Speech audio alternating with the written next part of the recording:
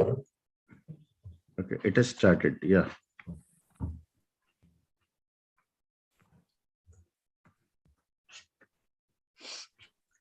Good afternoon, everyone. Every year, the world celebrates the courage and resilience of Down syndrome children in the form of Down Syndrome Day, especially in the month of March, and 21st March being celebrated as the World Down Syndrome Day. Today, IAP West Delhi, along with Down Syndrome Parents Society, Delhi chapter, which is a branch of Down Syndrome Federation of India, has come under a common platform with an aim to empower our doctors and parents and to create awareness regarding the spread of regarding the how to disclose the news in a correct manner and to share the concerns of these children.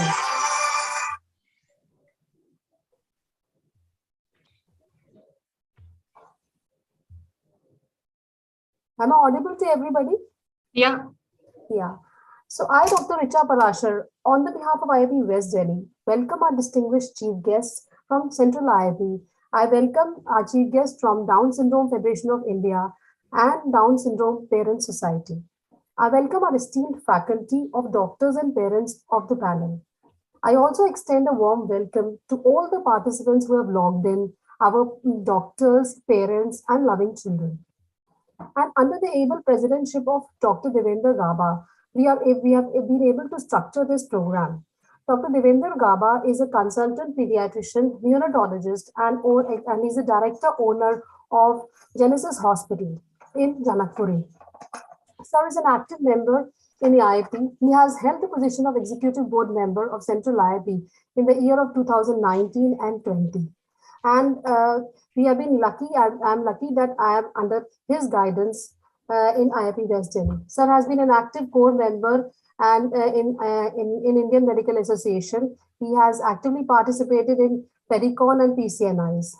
And I now request Dr. Devendra Gaba, President IAP West Delhi, to please welcome our guests. Good afternoon, everyone. On behalf of IAP West Delhi, I welcome all of you on this panel discussion on Down syndrome. First of all, I must thank Dr. Richa Prashar, a great help, and along with Dr. Smita Mishra, she is brain behind this panel discussion on empowering doctors and parents to break the news of diagnosis right from conception. She is great asset to the family of IAP. Thank you, Richa. I am delighted to welcome my dear friend, Dr. Ramesh. Just a minute. One second. Huh?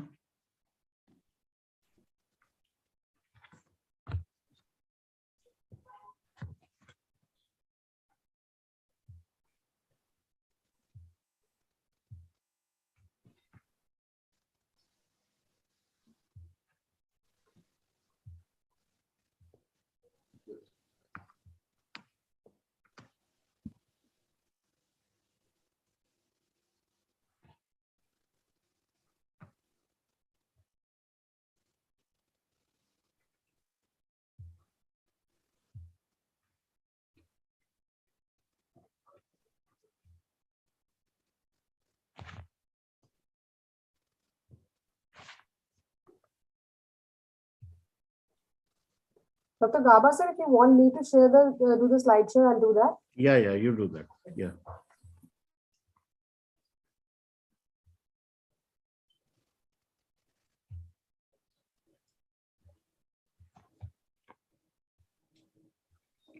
I am delighted to welcome my dear friend, Dr. Ramesh Kumar, representing 33,000 pediatricians of India.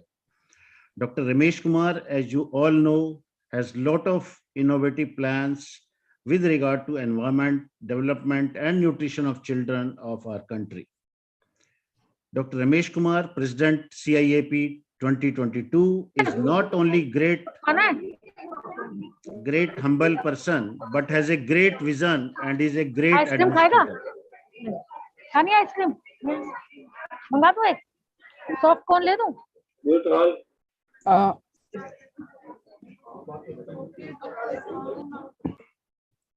Dr. Ramesh Kumar has written innumerable papers and chapters in textbooks. Dr. Ramesh Kumar has many awards and certificates in his kitty. I find myself fortunate to having worked with him during 2019 and 2020 Executive Board, and he's caring.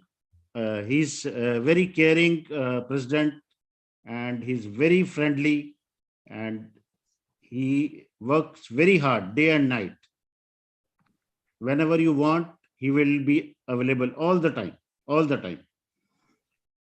Now, I also welcome another personality, caring mother of a child with Down syndrome and a devoted professional, creating awareness about Down syndrome across the globe. Apart from getting an entry in World Book of Records for personally caring and counseling over 4,500 people with Down syndrome across India and abroad. She had numerous national and international awards for her selfless work.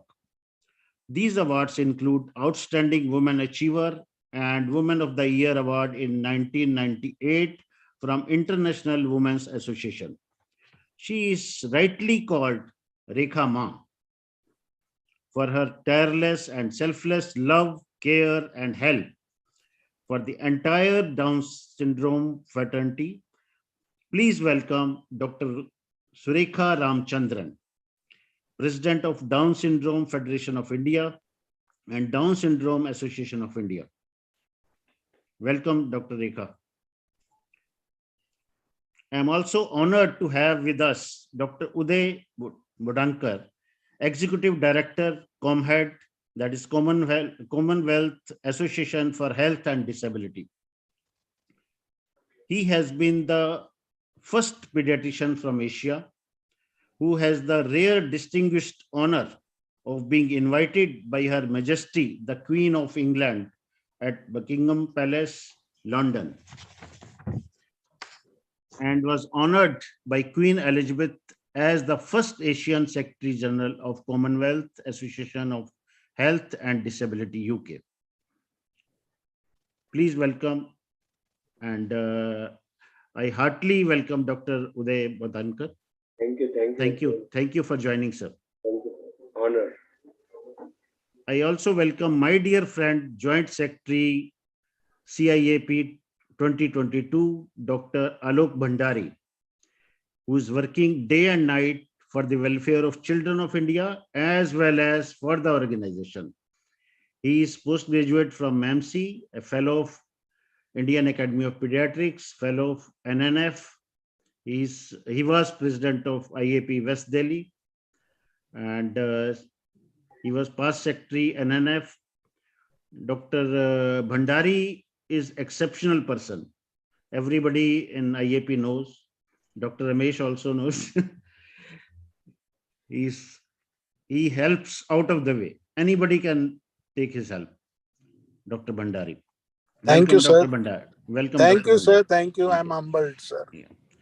I also welcome Dr. Deepak Gautam, President, Delhi IAP, who is great friend and great help to organize all the events at IAP West and is going to help in the year to come. Dr. Deepak Gautam is a senior consultant pediatrician, Gaudium Women Hospital, and is a member of Adolescent Health Academy. Welcome, Dr. Deepak Gautam. I welcome Dr. Rashmi Desai. She is Delhi Down Syndrome Parent Society. She is associated and actively involved with Down Syndrome Federation of India. She left her career to understand condition of her daughter and dedicated her whole life to the cause of Down syndrome. Welcome, Dr. Rashmi Joshi. Welcome. Now I hand over to Dr. Richa Prashar for further program. Dr. Richa, please.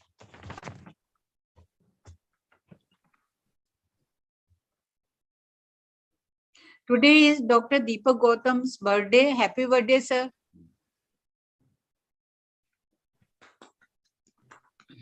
Many, many happy returns of the day to Dr. Deepak Gautam. Happy birthday. Thank you, Dr. Virendra, sir. Before introducing the moderators for today's discussion, I want to recite a poem. It goes like this. Mom, with you, I'm here, with my upslanted eyes, large tongue, short limbs, and curved finger. I'm sure I'm not what you thought, as I will walk in a different road chart. You may think in pelvic scan, why did the nuchal fold as thick it was, and a short nasal bone?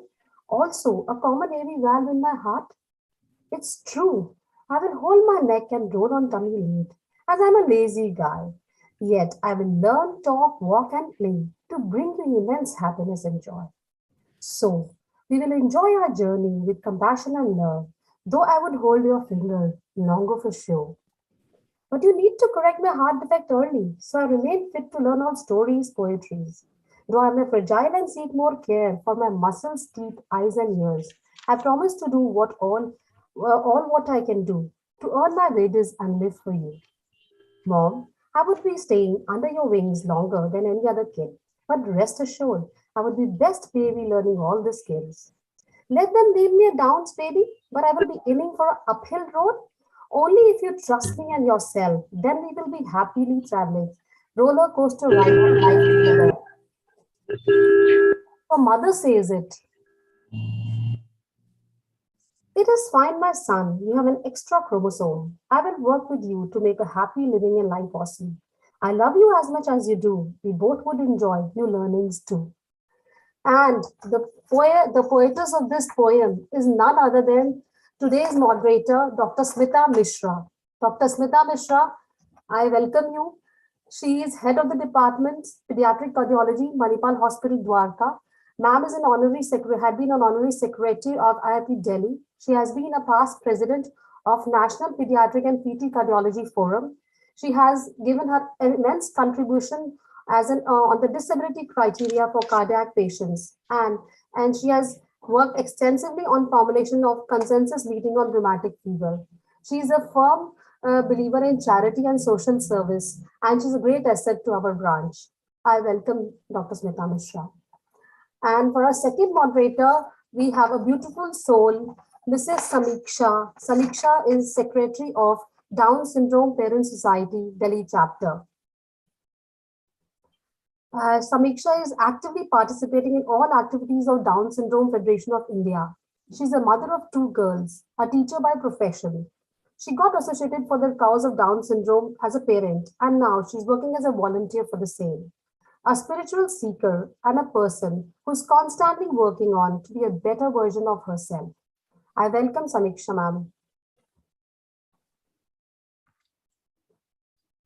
I now request Dr. Devendra sir to please continue with the proceedings.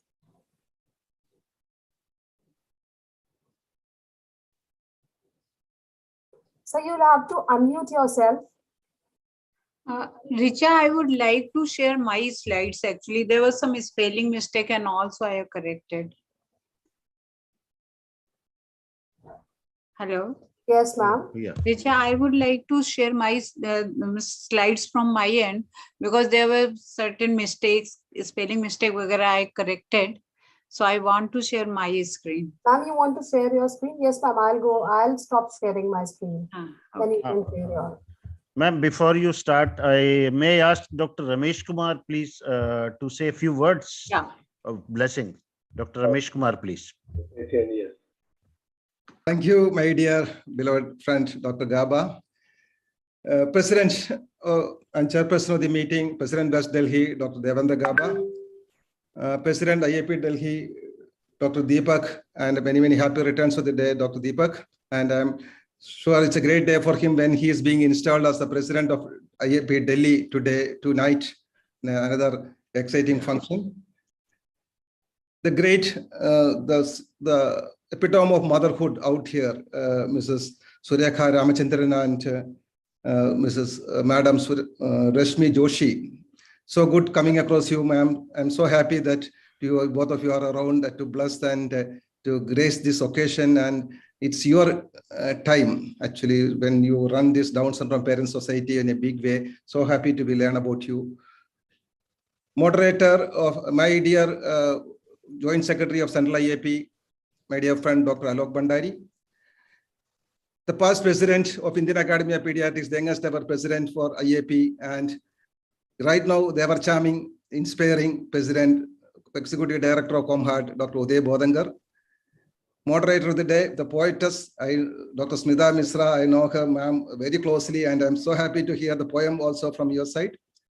The secretary is out here, Dr. Richa Parashar, and the secretary of West Delhi branch. And I'm Dr. R.J. Patil. And all my dear friends, I've got a lot of great friends out here. I'm not going to take the names right now. Dr. Pankaj Gar, Dr. Yashwant Patil sir, Namaskar sir. And Dr. Shaji Thomas John, my dear beloved president from IAP Kerala. He was our president Kerala, and he is a father, such a caring Down syndrome parent. And I've seen a lot of, man who has mentored me quite a lot. And all my dear friends, Bipul Jain, Vivek, Rahul, and Dr. Anil Joshi. I can see all my dears from Delhi, Dr. Diti, Dr. Gunjan, and all dears. Good afternoon. And well, we are in for a great different occasion here today. I'm so happy that I could join you, and I'm thankful to West Delhi branch for this joining this occasion, for making me the opportunity to join this event. And of course, this is Down Syndrome Parent Society is something which so good to see that a lot of innovative activities are coming from the parental side. And this is where we pediatricians are really proud about and really happy about having our own mothers or our own friends making it both linking us with the children of Down syndrome, with the Down syndrome, and with the community. The Down Syndrome Parent Society plays a significant role and connects us much better.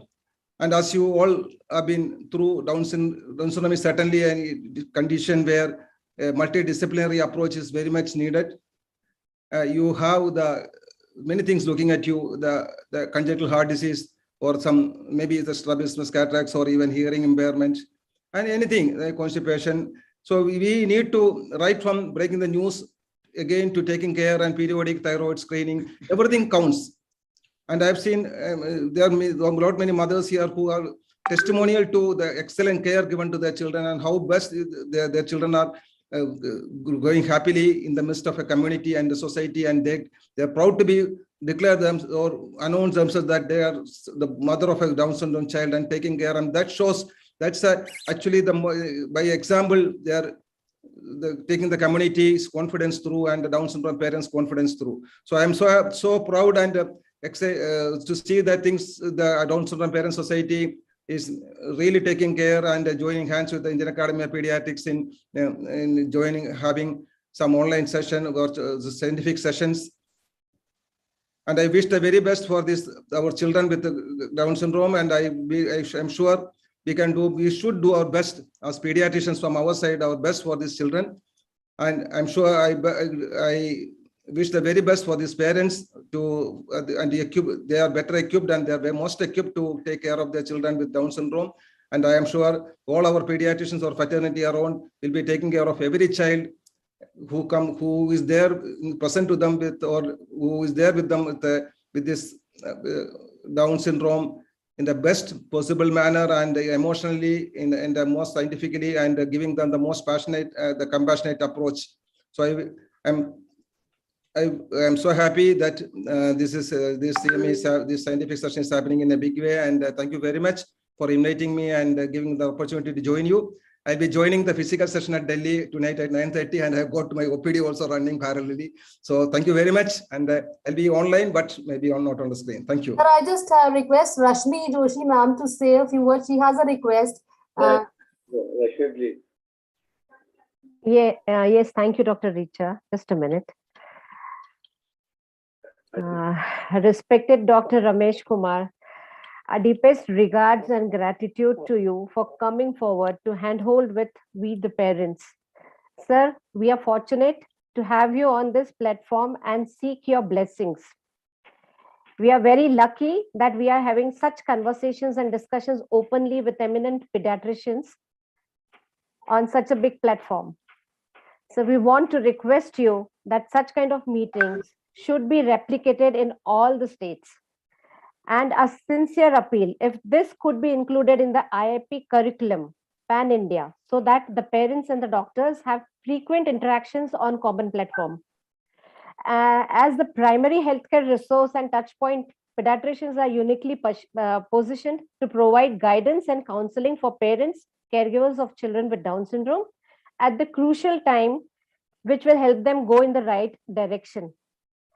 Under your leadership, I look forward to a day when this agenda will be included in the mandate of IAP all across states of India. So there is a crying need for the positive message to be conveyed to the new parents. I, on behalf of the Parents Fraternity of Down Syndrome Federation of India, can assure you a meaningful partnership. Thank you so much. Thank you, ma'am. Certainly, we look forward to working more on this. We are already having Down syndrome support groups in most of the states. And Dr. Kerala, Dr. Shaji Thomas John is running a wonderful group. And we wanted to make it more meaningful and I think more contributing to the parents and more reassuring and to the parents and the new parents with the Down syndrome, as you said. That's more important. That is most important, I believe.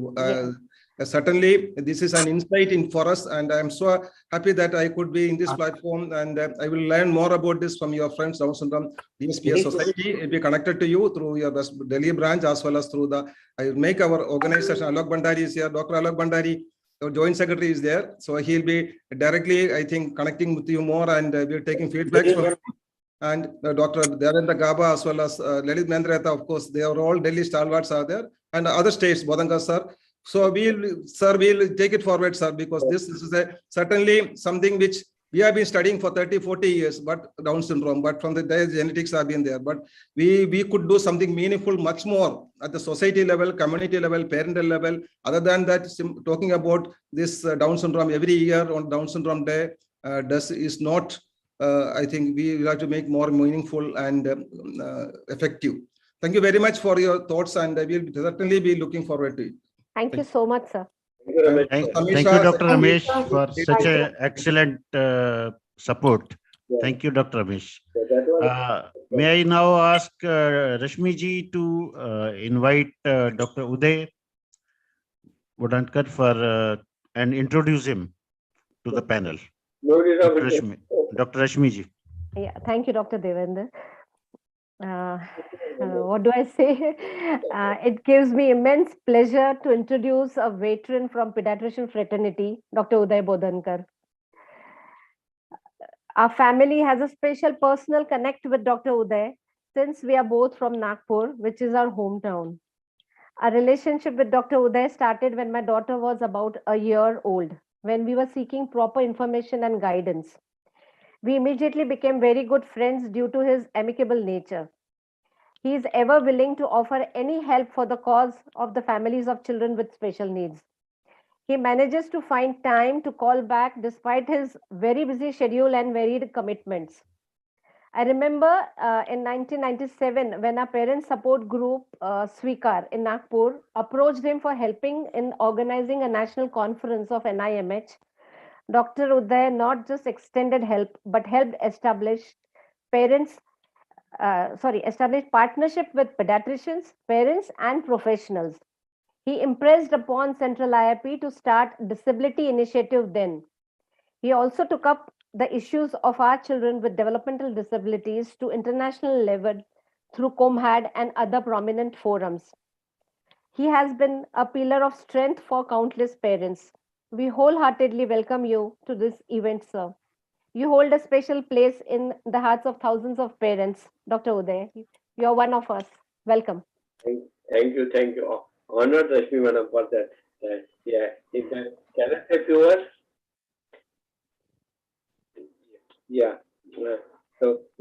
I think Dr. Ramesh Kumar is here. I just want you 5 minutes.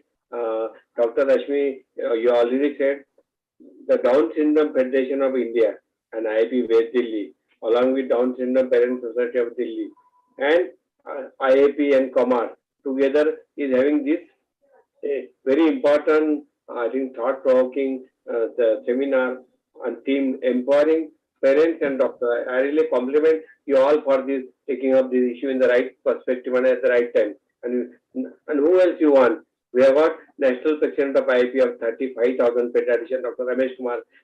We have got Dr. Alok Bhandari. We have got Dr. Lalit Mehndiratta. And we have got Dr. Yashan Patil, Inter-President of Command. We have got RG Patil.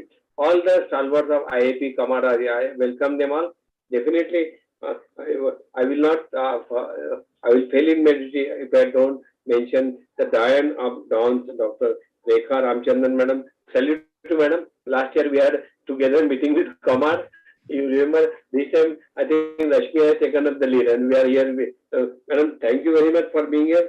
Of course, Dr. Deepak Gautam, Deepak Gautam, President of IAP Delhi, Dr. Devendra Gaba, Patient IAP West, Dr. Richa Parashar, who has been always in touch with me, Secretary IAP West, Dr. Rashmi Doshi, Anil Doshi, Dr.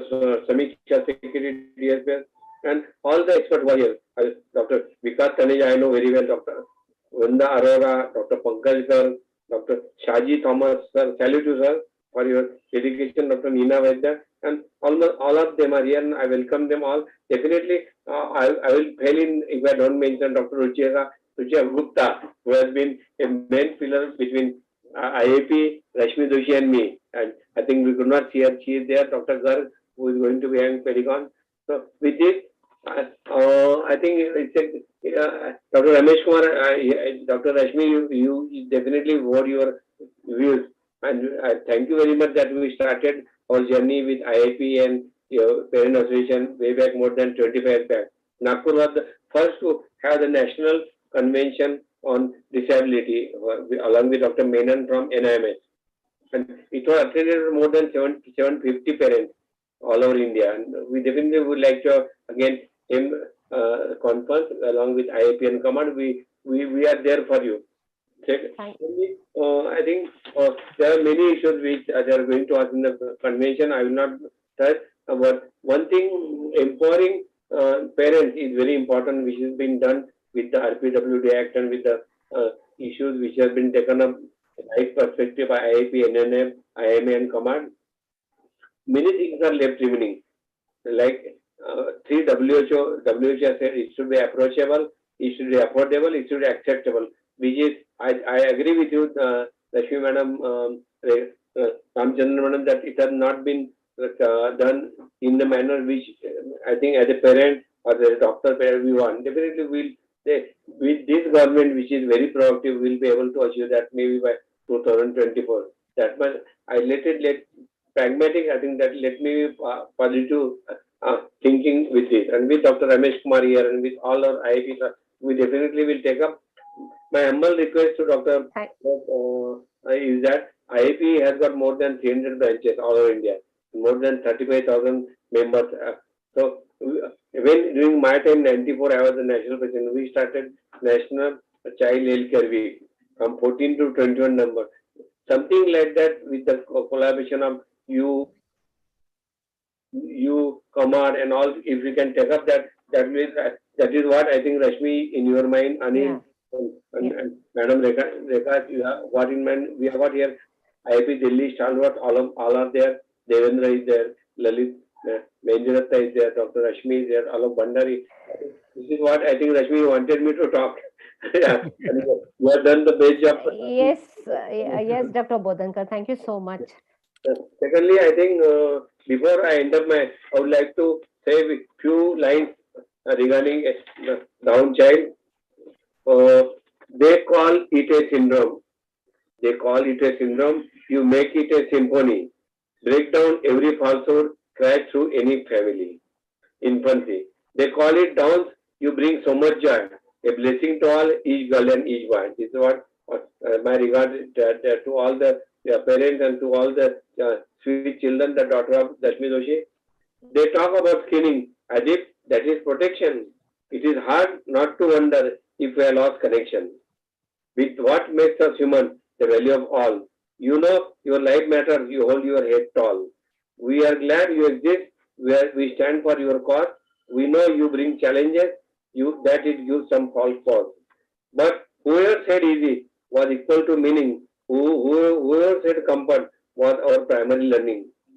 You teach us to be better, to see the world deeper.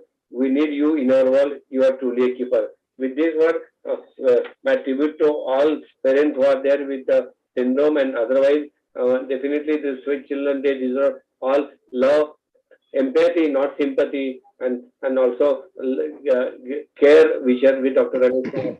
Doctor, I think with this, but I take your leave. Thank you very much.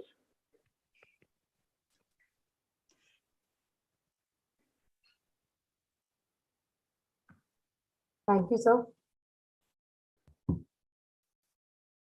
Thank you, sir.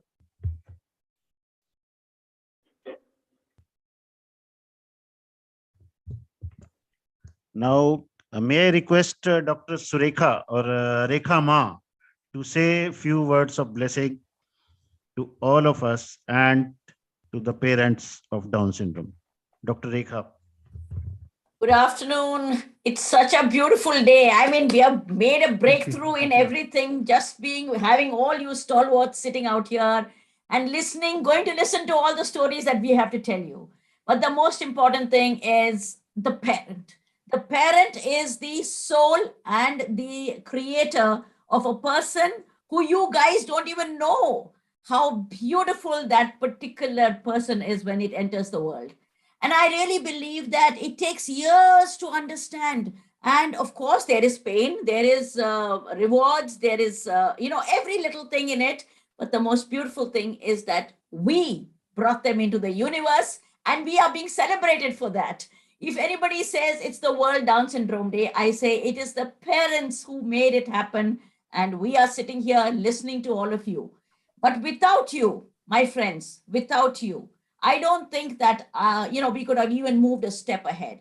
I just want to tell you that today is the breaking point, and what we wanted was for pediatricians to be listening to parents. When I started my career in 1981, people ridiculed me. They said, are you talking for real? Are you telling us that persons with Down syndrome can actually do all of this? But my point is that you are all the younger generation and you have seen it through your lives. Because at that point of time, it was like from a book which said persons with Down syndrome will only be an idiot. But that was what was quoted to me. And I said, I will change those perceptions. Today, my friends, we stand on a totally different platform which says people with Down syndrome are shaking the world. And they are actually shaking.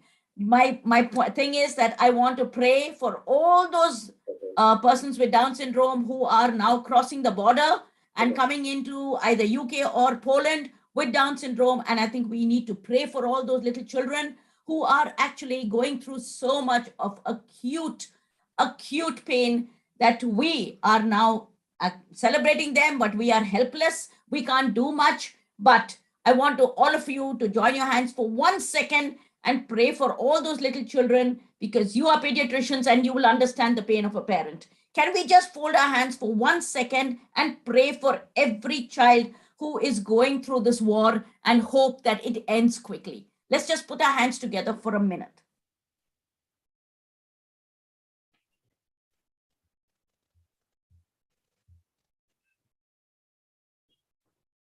Thank you all so much, and pray God that all those children are safe and that we can do something from our end to save them. Thank you for your meeting, and thank you so much for being here together. God bless you all. Thank you, Surekha ji. Thank you, Rekha Ma. May I ask now Dr. Smita Mishra to start the proceedings of the panel discussion. Dr. Smita. So, thank you very much, sir. And I invite Samiksha to invite panelist, our esteemed panelist, dear Samiksha, kindly introduce our esteemed panelist. Thank you so much, Dr. Smita Mishra. Namaskar. This is my good fortune and privilege to be part of this unique gathering of so many professionals of their respective fields. With absolute pleasure, I'm here to give introduction of few of our panelists in today's discussion, starting with Dr. Vikas Taneja. Sir is currently heading the Department of Pediatrics and PICU at Manipal Hospital, Dwarka in Delhi.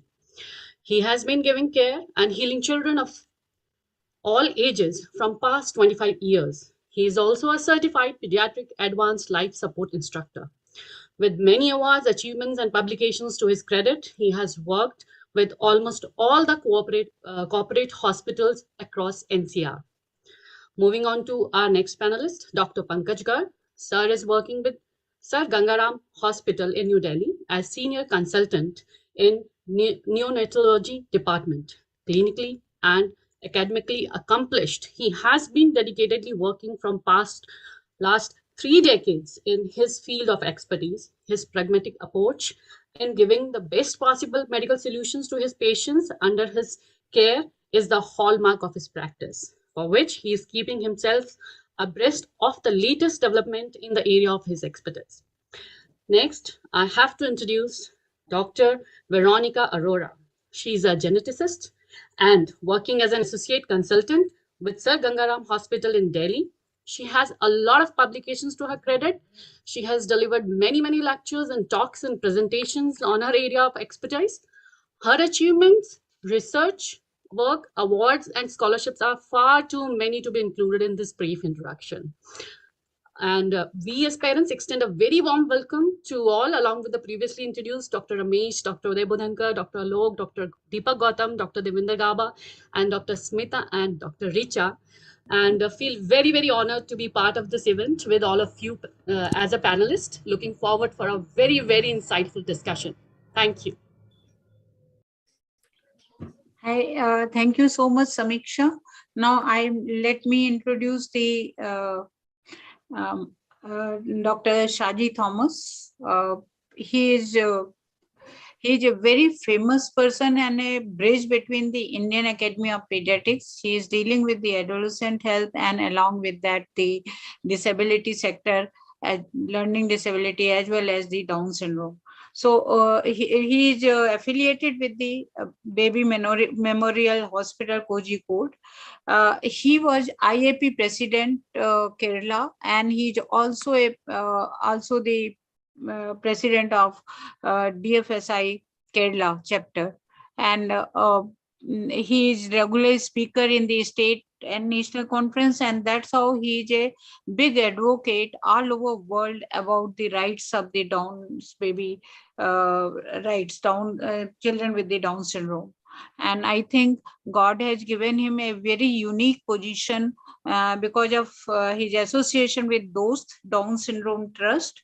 He is patron for that, and because his affiliation is strong affiliation with not only Indian Academy of Pediatrics but the Adolescent Health also. So where he can actually help in the various disability related policy matters, he can speak. He is a very strong voice, and I welcome you, sir, Dr. Shadi Thomas. Then next, Dr. Now I want to welcome Dr. Neena Piyush Vaidya. Actually, all the people sitting in the panel are such a great stalwart in the field of disability, and they have done so much. They are all advocates. They have all such a long experience. So I cannot read the whole achievement, but just some selective one. So he is Dr. Neena Piyush Vaidya is a consultant, Shaso Children Hospital, Navasari. She has 20 years experience in the disability sector. She has been associated with the national international program on the management of the not only Down syndrome but the children with the disabilities and the autism. She started so many new programs like the Swasaksham Life Skills program, where first she dealt with the 16 years and old teams, and then subsequently less than 15 years old also. She is associated with Masti Ki Pathsala, which is a very interesting program for the children with the Down syndrome. Buddy program. She is in the YouTube channels, so to teach the teach the society, and also she's associated with the Mano Kalyan Trust. She was the part of organizing committee of International Film Festival, where she tried to give awareness to society regarding the disabilities and the children associated with the autism, disabilities, and the Down syndrome. So now I would welcome ma'am. It is very impressive biodata, and I'm so influenced and impressed by you. Now I would like to welcome Anil Joshi ji. Mr. Anil Joshi is not a doctor, but the IT management professional over 39 years. He's working with the various program. He was working as a program director, accessibility in IBM India Research, and probably he applied same kind of experience in the field of disability sector. He is a founder member of organization called Parivar. He is actively involved in disability sector, connected with the thousands of the families, NGOs as the mentor. He has attended workshop with the CII, SOCHM, and the FICCI. These are the places where your voice should be very strong, and from where you get the policies. So I think he is a very, very strong voice for the children with the Down syndrome. So I welcome all of you, sir. And then I would like to share my slides.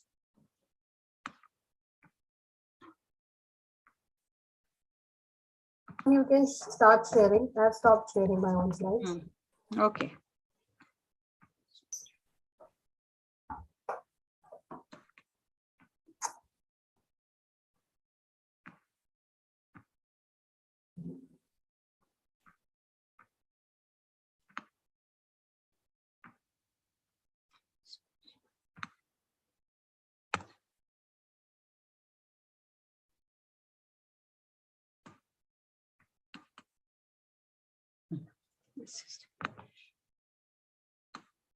So I would like to start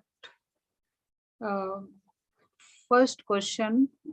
It goes to Samiksha. So we would like to know the parental aspect of Down syndrome, and we are talking about how to break news. So a news of baby having trisomy 21 was broken to me. I was disappointed. Samiksha, would you put some light on it? Yeah, Dr. Smita. Now I'm here to share about the parents' experience on how the news was broken about the child's diagnosis. Where to even start? Actually, there are many such instances where right after the birth, doctors could not give diagnosis only, and the parents got to know only after 1 or 2 years. We talk about a negative approach of giving the diagnosis. I want to mention about a parent's experience that when the child is being delivered and the mother is under the C-section process, we have experience where during the procedure, which is still going on, the gynecologist and pediatricians involved started to discuss the diagnosis and also went on to ask the mother on the table if she has got certain tests done or not. There was a lot of after that there were a lot of doctors visiting the child and the new mom, creating a lot of commotion and insecurity among the family members who had already had a bad miscarriage previously before this particular delivery was happening, and very excitedly they were waiting for this baby to come. And the news was also shared a little very casually with the father while passing through in a passage or in a parking lot. And when the couple was taking the baby home, the doctors also went on to say that such babies, or they won't achieve much, or we don't know that they'll be able to even walk or talk or do anything. And in many other cases, the doctors, after disclosing the diagnosis, straight away discuss more about the complications, infections, and health issues the child may or may not face in the times to come. Okay. Thank you so much, Samiksha. It was really a nice preview because it happens so often, and every doctor must know. And we will build up on our discussion, today's discussion on it. And the second, would you like to tell me if the parents were satisfied the way pediatrician and the gynecologist they treated Yeah, arrival sure. of a newborn? Coming to the rather positive disclosure of the child's diagnosis, there are again many. The parents said that the doctor held my baby in the arms and said that she's so beautiful and resembles her mother. One of the parents shared that doctor insisted for both the parents to be together patiently before also understanding their previous knowledge about the diagnosis or their knowledge about the child's condition, and gave a lot of inputs, positive inputs on the child to be highly trainable and guided as per the current needs of the child, current medical needs of the child, and kept on guiding and pushing the parents to support in the best interest of the child, and encourage them to associate with more parents and address the issues which arises. Okay, thank you so much, Samiksha. You have been very brief, very comprehensive, and you have actually told us every aspect in few sentences. So I would like to invite Dr. Pankaj Garg, who is a neonatologist. And Dr. Pankaj, would you tell me, you have heard these narrations, and please let us know that can you justify either of manner of disclosing the news, that means negative thing first and then positive. What is your views on any experience when you needed to break a news but parents were not satisfied? Dr. Pankaj Garg. Thank you so much, Dr. Smita, for raising this issue. And I am looking after a very busy NICU in Gangaram Hospital. And right now also, I have 2 newborns with Down syndrome admitted under my care in Gangaram Hospital unit. So this issue of how to break the news or how to make it sure that the right information goes through right ways is very, very important. So I have listened to what Samiksha ji has said, and I understand that the way it is communicated is very, very different in the 2 aspects. What I do, and I've learned it over years, I start like this when we are discussing this, that all of us are different. And this word is so beautiful because we have differences, we have different colors, we have different ways of living, different ways of speaking, and different ways of looking.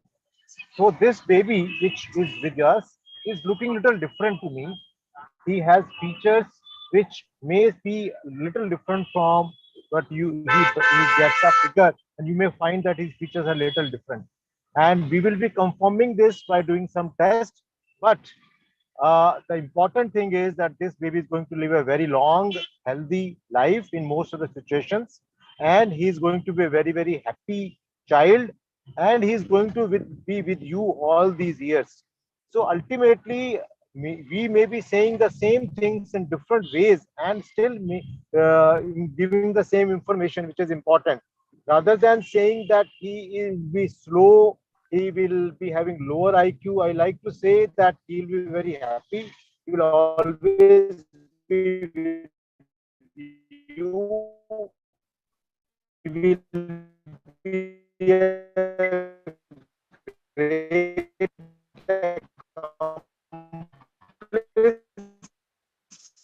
Okay, Dr. Pankaj, sorry, your connection is not good. He is going to have a very normal life, but definitely he will require some tests which needs to be done over a period of time. So that So, Dr. Pankaj, can you hear me? Then just one line for this thing.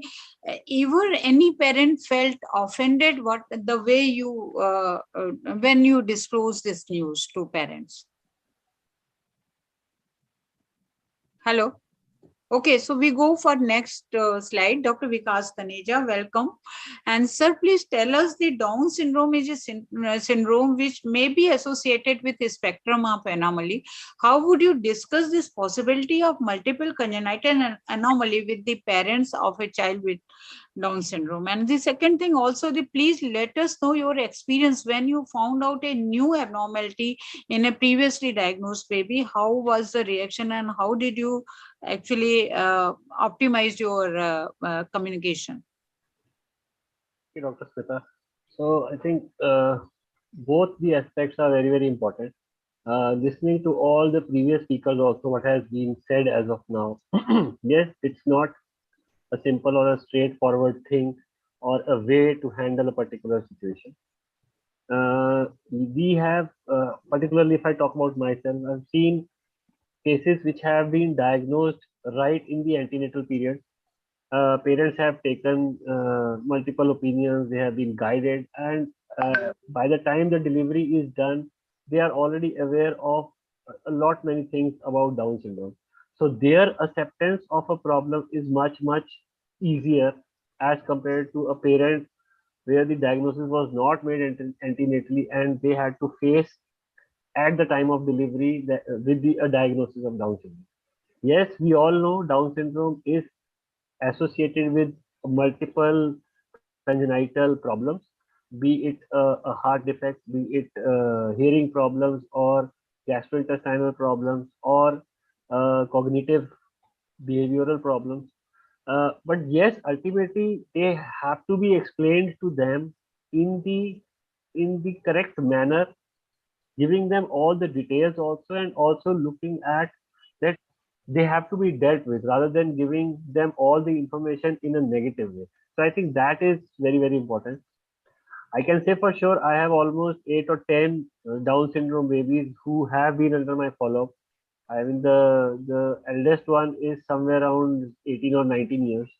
And parents have, over a period of time, I mean, I have learned a lot from them also, uh, facing issues with the congenital heart as well as majorly with congenital heart and hypothyroidism. So these two issues have been the major concern in my patients. But yes, when we have to discuss these possibilities with the parents, I have been upfront in explaining them that this is the problem, this is the way it would need to be handled. Say, for example, if it's a congenital heart disease, then need to explain to them exactly what problem the child has. The child would need to be seen by a pediatric cardiologist. Uh, Most of the times, things are treatable, yes, depending upon the type of anomaly and the severity of a problem, what all would need to be done, and making the parents comfortable that please ask as many questions as you can. We are sitting here with you discussing everything, and we would want you to be as comfortable as possible. So that would be important. Most of our cases being in the private sector, we have been able to handle them well. I mean, if the cardiac part is taken care of well, and these children definitely come out and lead a good, healthy, happy life. So I think taking care of other issues over a period of time along with the parents become much easier. But handling the congenital problems in the first year of life, say if they have a major congenital problem, that we will discuss in next round. So thank you very much, Dr. Vikas. You have told us that there should be patience and there should be good hearing skill also along with whatever we are going to say. So thank you very much, sir. And you have been very popular pediatrician, I know that. So then coming to Dr. Nina. Dr. Nina, as the psychologist, how would you counsel parents and the family? Would you go for a group counseling or you will follow certain orders of family members? How would you respond to requests that please don't tell mother or don't tell anybody in the family? And would you like to examine the parents for their emotional cues and before disclosing issues related with trisomy 21 spectrum? Yeah, thank you, Dr. Smita. And before answering this question, I would like to say something regarding breaking the news, because I think here I have a dual role. I am a pediatrician and I am a parent too. And Dr. Richa rightly said that we are taught very less about Down syndrome, and we are not taught about the brighter side. We are not taught about the early intervention programs and everything. So it's very difficult for a pediatrician to guide and channelize parents towards early intervention program and all. And because we are not taught like that, our focus remains on the medical issues. So we forget to congratulate the parents. So first and foremost thing, because the entire family was waiting for the new baby to arrive in this beautiful world. So first and foremost thing we need to do is we need to congratulate the parents, and we need to be, as a pediatrician, as a neonatologist, we need to be very careful about selecting the words and framing the sentences, because in our scenario still moms are not that independent about taking decisions. So once something came from doctor's mouth, it becomes very difficult for moms to convince later on to family members and even at times husband. So this one thing I wanted to add about breaking the news. And coming to the question asked to me, usually I get references. So usually I don't need to break the news, but I get references from other pediatricians or from other parents. And when I meet the parents for the first time, I do one-on-one counseling. So, and there is an order I follow. When parents enter my cabin with the child, I just sit beside them, and I try to erase the barrier. The first thing I do is I try to erase the barrier between them and me. And then while doing so, I notice few things about that child, and I mention good points about the child.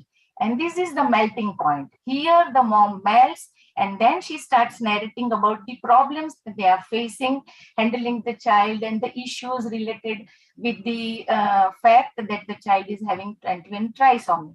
And then I address all the issues one by one. I prepare a chart, I explain them. I have my PC is loaded with pictures and age appropriate videos and all. So I show them all those things as per their need, as per the age of the child, and as per the difficulties they are facing. And yes, once it is done, we do group workshops, we do group counselings, but when the parent approaches for the first time, it is one-on-one. And yes, if the child is having some associated medical conditions which which the parents need to know, I do see the mental status of parents, and then as and when needed, I disclose those things. I take the phone number, I connect them with other parents. We run regional parent groups, we run district-wise and state-wise, and of course national-wise. So I connect them with other parents, and then gradually, one by one, we disclose whatever needed and at the appropriate time when it is needed.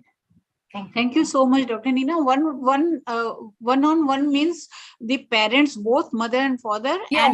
I insist for entire family. If grandparents are also staying together, then I insist the entire family to come for counseling, and the entire family, I sit with them, and I remove the time constraint that I am going to talk. Do you have time, enough time?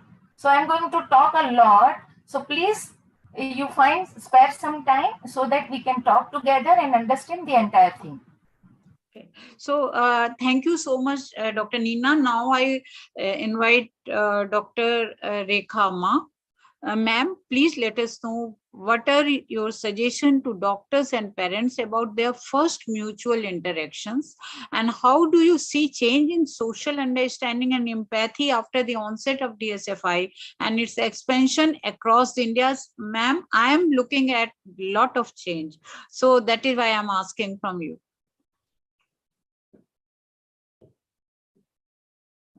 Rekha Ma? Yeah, sorry. Lovely to hear you, Smita. Thank you for that question. And welcome. it sends a tingling feeling down my spine when you ask us questions like, what do we ask, want a pediatrician to tell us? I come from a country where 1 in 750 or 800 children are born with Down syndrome. Each year, 29,000 persons are born. Can you imagine that we have not even touched the tip of the iceberg when it comes to persons with Down syndrome, and we have not even reached out to all the families?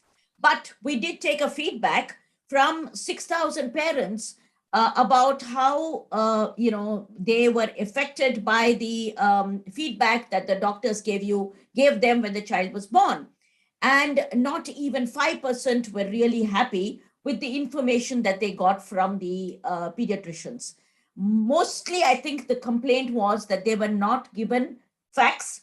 They were not allowed to be talking to the doctors on a one-to-one basis. More importantly, I think they were not connected with the local families. And I think that makes the biggest difference. Don't forget, India is a huge country with a cultural and language divide. So if we do not get somebody who speaks my language, especially because I'm telling you, when we went down to Kerala and we did a camp in Kerala with Dr. Shaji, we were lost because don't forget, we might not know all the languages, but we need a local doctor or a local parents to address these issues. This is the most important thing. But I can also tell you that as pediatricians, you form the backbone of every child's well-being. You can feel the pulse of every individual who trusts you. We as parents are looking at you as pediatricians and saying, please, please help us. We are in a desperate situation. Let me tell you, doctors, that you can change everything in this world. Every bit of your life you can change. You can get a better job. You can even change your spouse, but you can never give up on your child. How do I give up on a child who the world says that this is a waste? That was what I was told 40 years ago. And some languages, in some areas, this is still being used. Because instead of giving us a positive direction, you are only telling us what the child will never do. I tell you, I ran out of this country. I went to the USA in 1981. And the first doctor I met, he just looked at me and he said, your child has potential. That is when I realized how I wanted doctors to address the issue. Just don't say anything if you are having a dearth of information. But at the same time, make it sound like it is not that difficult if you connect us. And we are here as parents to tell them, we are holding your hand. Doc, I just got a call just now 10 minutes ago from Hyderabad where a mother has said, I want to give my child up for adoption. I asked her why. She said, because everybody around me, including the doctors, has said, my child has no future. Can you believe that today, in this age, we are still listening to all this? I think you as doctors, like Rashmi said, we need to spread this across India. We need to wake up every doctor, and because you are holding a lifeline, you are holding everything that we have in our hands. You are the only one who can understand that as trisomy 21, I get emotional. As trisomy 21, our children have a package of medical issues. It is every bit of my child, right from vision to hearing to her being hypothyroid, to being having congenital heart issues, to having gut issues. Everything is in your hands. I'm not a doctor. I don't have any information. Can you break it down? Make it simple. That's all we're asking you to. Please don't exaggerate it, but do not underplay the role of our children. Because honestly, we are leading difficult lives when parents call us and say, Ma, we are helpless, Ma. What do we do? What is the nearest place that I can go to? Why is it that we don't have doctors who have a list of parents who can they immediately contact? This is what the pediatric associations or your conferences should be doing. Because at the first conference, I'm telling you, even in 1983, every pediatrician had tears in his eyes when he heard my story. You are also people. And I know you all have children. So you can understand with what how much hope we come to you guys. And please, the most important thing that I want all of you to understand is encouragement, facts, direction, and support. We need to be given contact numbers of the local families, not somebody who lives abroad. Our children are doing so well. Just connect us. We will be there. If you tell us, we will run to the spot. My friends, this is the biggest help you can give us. Just direct them and leave them to us. We are here because you know that it takes an entire village to raise a child, but it takes a well-informed, tolerant, patient medical team to raise a child with Down syndrome. This is what I wanted to say for the first point. I'm sorry I'm taking some time, but it is from the bottom of my heart, and I have to break this to every doctor, that we don't want parents saying we don't want our child. That child has no one else but the parent. Yes, as far as the change in social understanding, it is amazing. Amazing. What did not happen 41 years ago is happening now. People want us. They're talking about us. They say, your child with Down syndrome. Oh my God, this child needs absolute more space in society. People are looking at us. We don't want any sympathy. We don't want empathy. We want understanding. We want people to realize that we are people first, not Down syndrome people. We are people who have feelings, and we are not always happy. Sorry, we are not happy. My daughter will tell you so many things about her feelings. They want everything that you and I want. We want everyone to look at us, talk to us, be our friends. We created buddy groups. We want people to accept us. Yes, this can happen if the whole world and the entire country stands up. When we first set up our association in Tamil Nadu, we were very happy because Tamil Nadu is a state which had the language that I could speak in. I walk into Kerala, and that's when my biggest challenge started. So you move from state to state and you start finding challenges. That's when we set up support groups in every state. The last 2 states that joined us were Ladakh and Manipur. And I have to hats off to all the parents who have supported our program and been there bang on whenever a child needs support, whether it is in Ladakh or it is in Goa or it is in Rameswaram. We have support groups. That's the only thing that I could do in my 40 years of service to this country. And I am proud that our country has understood, and we are looking at people, just people. We don't want anybody else. Our society is us. So if we accept our children, the country will accept our children. We are not asking for anything from anybody. We will pave the way. Schools are now accepting. We are having a little bit of inclusion. Yes, there are difficulties, but we will break the barriers. I will break with a beautiful quote that my daughter created, which said, why are the world looking at us so differently, is what everybody asked her. You know what she said? It's very, very simple, Mom. It's because we are the most beautiful people in the world that everybody looks at us. And that is so true. They are the most beautiful people. Thank you so much. Very well said, Rekhama. It is really heartwarming to know about your journey. It's always touching to my heart. So thank you so much for coming over here and sharing all these things. What is the role of Google's in today's world? Just few words about that. I prefer it with the parents don't even open it. Honestly, okay. I'm telling you, because what we can get, it is so individualized. Smita, this is not about something that you can generalize. You cannot generalize a person with Down syndrome.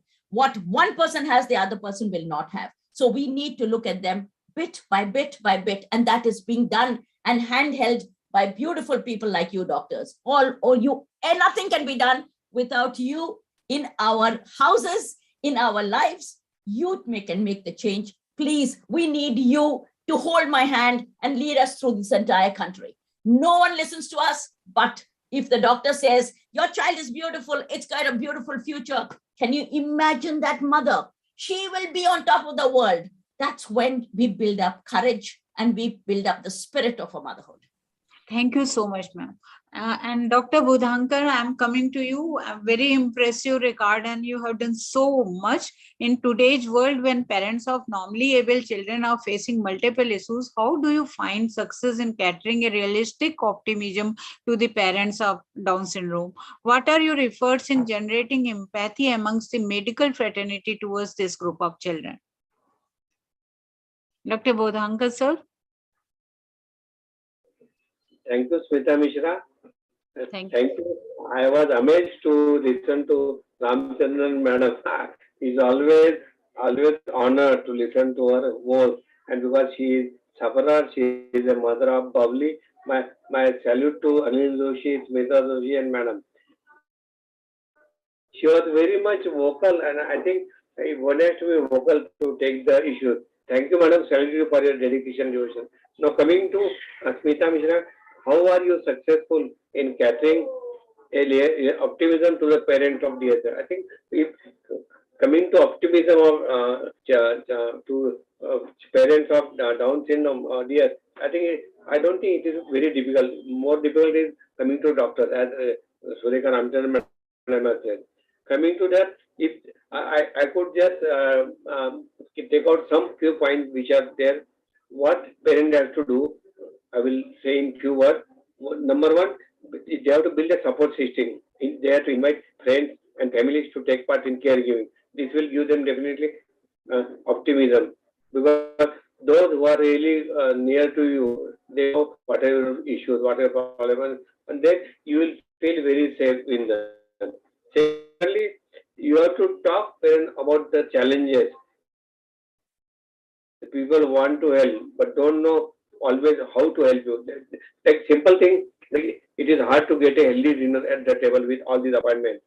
Even if this is there, so in that case, you have to open the door and give them idea of what they can do. This is secondly. Thirdly, keep a list of the things you need. Parents have to keep the things from list of things that they need, and don't be afraid to use it. Next time when somebody says, we have got support system, he says, just tell me how I can help you. At that time, you shall be ready with this is what they can do. Yes. So then coming, find time for your parent has to find time for friends and family. I know it is difficult, parent with Down syndrome or any mentally specially challenged, but I think you have to find time maybe when kids go to bed. At that time, friends can help you laugh and recharge after a long week. Lastly, go easy on yourself. Everyone needs to break. You might also think about seeing a therapist. They can help you work through your feelings and give you tools to handle, like occupational therapy, physiotherapy. Wherever it is possible, maybe you can make them friends, and with that you can have your issue solved.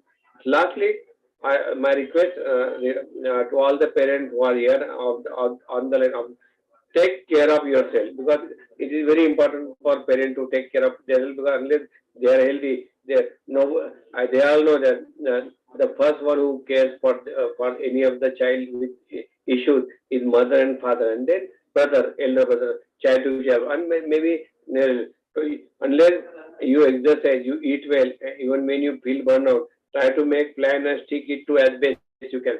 I think, Smita Madam, these are the points which I wanted to say when I want to cater optimism to a parent. I think I have to learn a lot from these parents than giving them to. There are two of the points which I thought I will share. Maybe I may be corrected if I am wrong somewhere.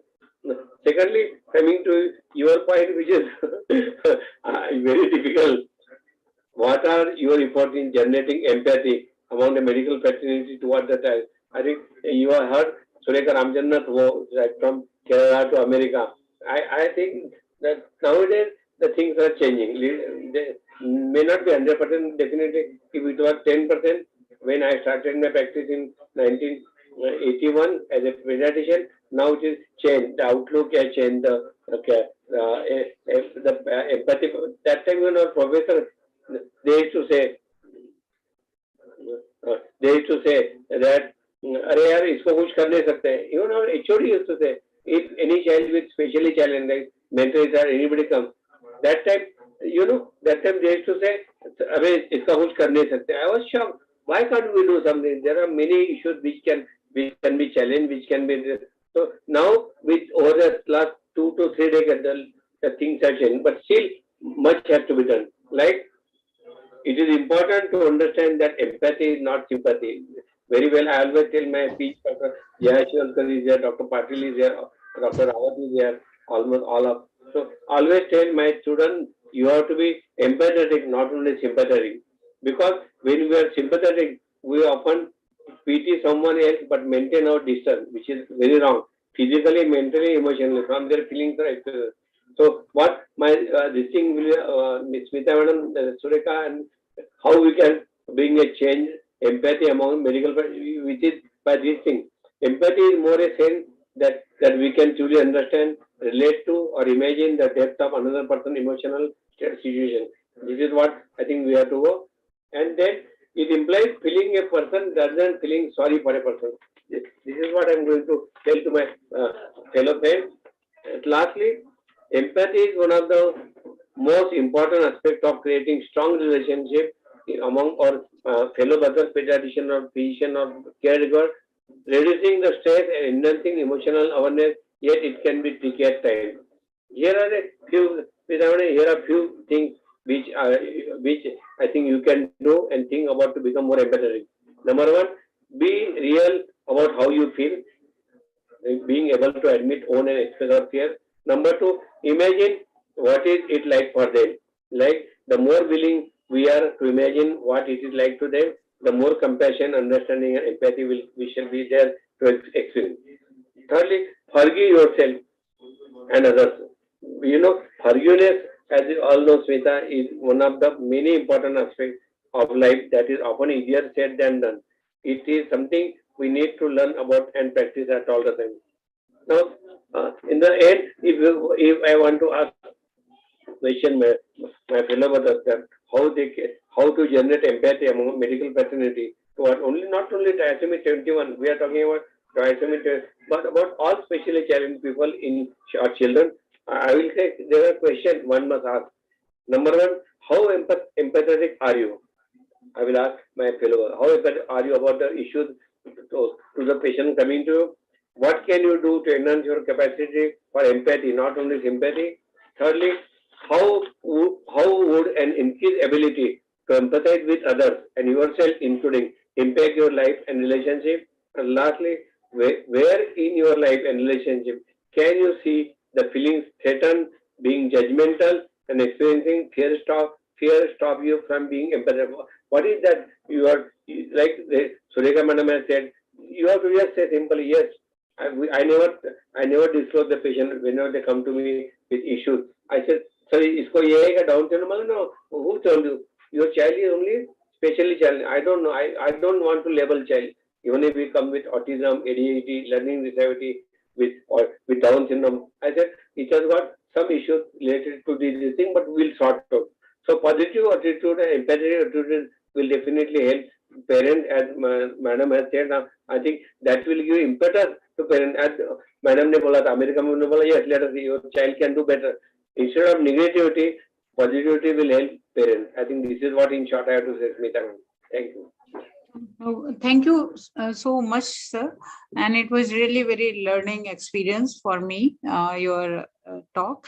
And now I want to invite Dr. Shaji Thomas. We know children with the trisomy 21 are different from other categories of the disabilities, though research has shown that they have better parent-kid relationship. Is it justified to use terms like mentally handicapped or challenged for them?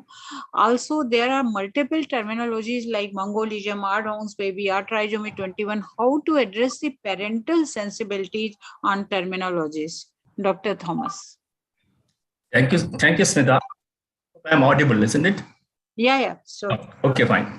Well, it's true that there's better parent-kids relationship in children with Down syndrome, but the terminologies are not on the relationship. Basically based on what was mentioned.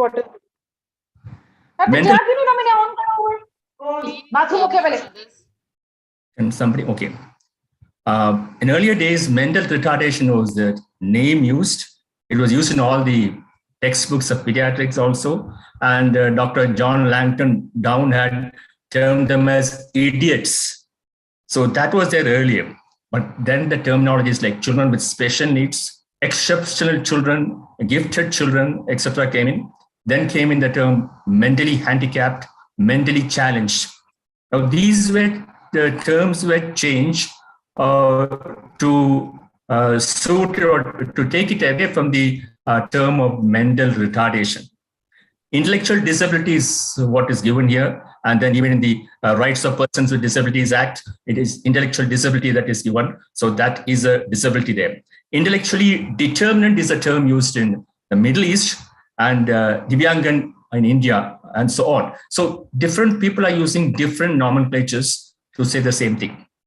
IDD, intellectual and developmental disability, is an accepted term all over the world, and it should be used when it's absolutely needed. Specify when a specific cause is needed. Otherwise, they are just children or children with Down syndrome. We don't try and give an adjective to our children. We call them as children, we call them as babies, we call them their names. So why do you want to put a name of Down syndrome for these children? They're also the children of normal human beings. Only things they have an extra chromosome. So I personally feel that you don't have to name them with any of these. The naming comes in only when it is absolutely essential, like you want a certificate or you want to have something like that. Then you have got a certificate stating that you are challenged, you are disabled. So that is the only time you need to name them. Otherwise, I feel there's absolutely no need of naming them or calling them by anything. You got to accept that there's a disability, and the term is used in disability certificate, unique UDID, and many other things. What I would suggest is we should fight for equality and non-discrimination rather than a nomenclature, a term. But the term should not be hurting to someone. That's the basic thing what I think about the mentally challenged and all those things. People keep on changing them. Now, considering the fact whether the Mongolism, well, that was a term used by Dr. Down when he first published his article. Later, it was dropped because it is not good to say Mongolism because they have nothing to do with a Mongol. They have only some facial features, and it's said it is insulting to the Mongolian people. The term Down syndrome came in, that is Down apostrophe S, because it was first described by Down. American said, when you say Down apostrophe S, it means that Down had this disease, which in fact he doesn't. So it should be without an apostrophe S, it should be plain Down syndrome. So that is also there. And then a technical term, as you all know, would be trisomy 21. The question is whether we should leave off Down syndrome and switch over to trisomy 21. But Down syndrome is an accepted term all over. We have the World Down Syndrome Day. We have the World Down Syndrome Congresses, and people know it as Down syndrome. And if you talk about trisomy 21, most of the people would not know what they think it's a different, some other different disease. Just like my name is Shaji Thomas John, but in all the publications that come, they call me as John ST. People know me as Shaji, and who is a John? Nobody knows. So a change in the name in the nomenclature does not help us, because what we need is we need the public support. We need an inclusive society, inclusive healthcare, inclusive education, where they understand Down syndrome and not trisomy 21. So it's difficult to convince everyone it is trisomy 21 and not Down syndrome. And Down syndrome is accepted all over. So I think we should stick on to Down syndrome, though technically we can use the term trisomy 21. But what I would like to stress is never use the term Down's child, a Down's person, a Down's disease. It's always a child with Down syndrome, a person with Down syndrome. But then I heard recently, 5-6 months back, a person with Down syndrome in the West telling, I'm proud to have Down syndrome. So why should I not be called as a Down syndrome child? I don't want the Down syndrome to come later. It's because of Down syndrome we have got all that I needed. It's all in the name. So I would say, what is there in the name? As long as it does not not degrade it to someone, it conveys the name on the conversation is way of conveying a message. So if you can understand that, I think whatever you call, but it should never be degradatory. So the mental retardation and Mongolism should never be used. But let us all call these our children, and the Down syndrome comes later on. Thank you. So, sir, you are affiliated with the Indian Academy of Pediatrics so strongly. So, Yes. In undergraduate level, would you like to add up some these suggestions? Yes, I've taken classes for faculty medical colleges in Kerala. What I will stress is never use the term mental retardation, because there are textbooks even now saying mental retardation. So the intellectual disability is what developmental disability. That is a correct terminology. You got to use that. And from the medical point of view, you can see it's trisomy 21, because then they understand it. It's a triplication of the 21st chromosome. That is easier for them to understand. But for the common terminology, Down syndrome, we just can't Down syndrome, because that is what people understand. That is what others will know when you're talking about something. So I tell them it's trisomy 21 technically from the medical point of view, but when you talk with parents, it should be Down syndrome. That's easy to understand. But the problem with some of the parents told about Down syndrome is they say that it is known as Down syndrome because the children are down. Their activity is down. So you got to explain to them, no, there's a doctor's name who is down. So it has nothing to do with your status, with your mental ability, or with what the child is going to do. So that clarification should be given, because this is a question what the parents asked me. Okay. So thank you so much, sir. And now I would like to invite Dr. Veronica. As the geneticist, you are most important part of any counseling. At what stage you must be included in the parental counseling, and how would you structure your counseling session? Would you like to have obstetrician and neonatologist in the loop before planning for your session? Thank you so much for the question, ma'am. It is very relevant, and I'm very thankful to be a part of this panel today. So, when we talk about genetics for Down syndrome, the perspective is really changing now. So we start about genetic counseling during pregnancy, right?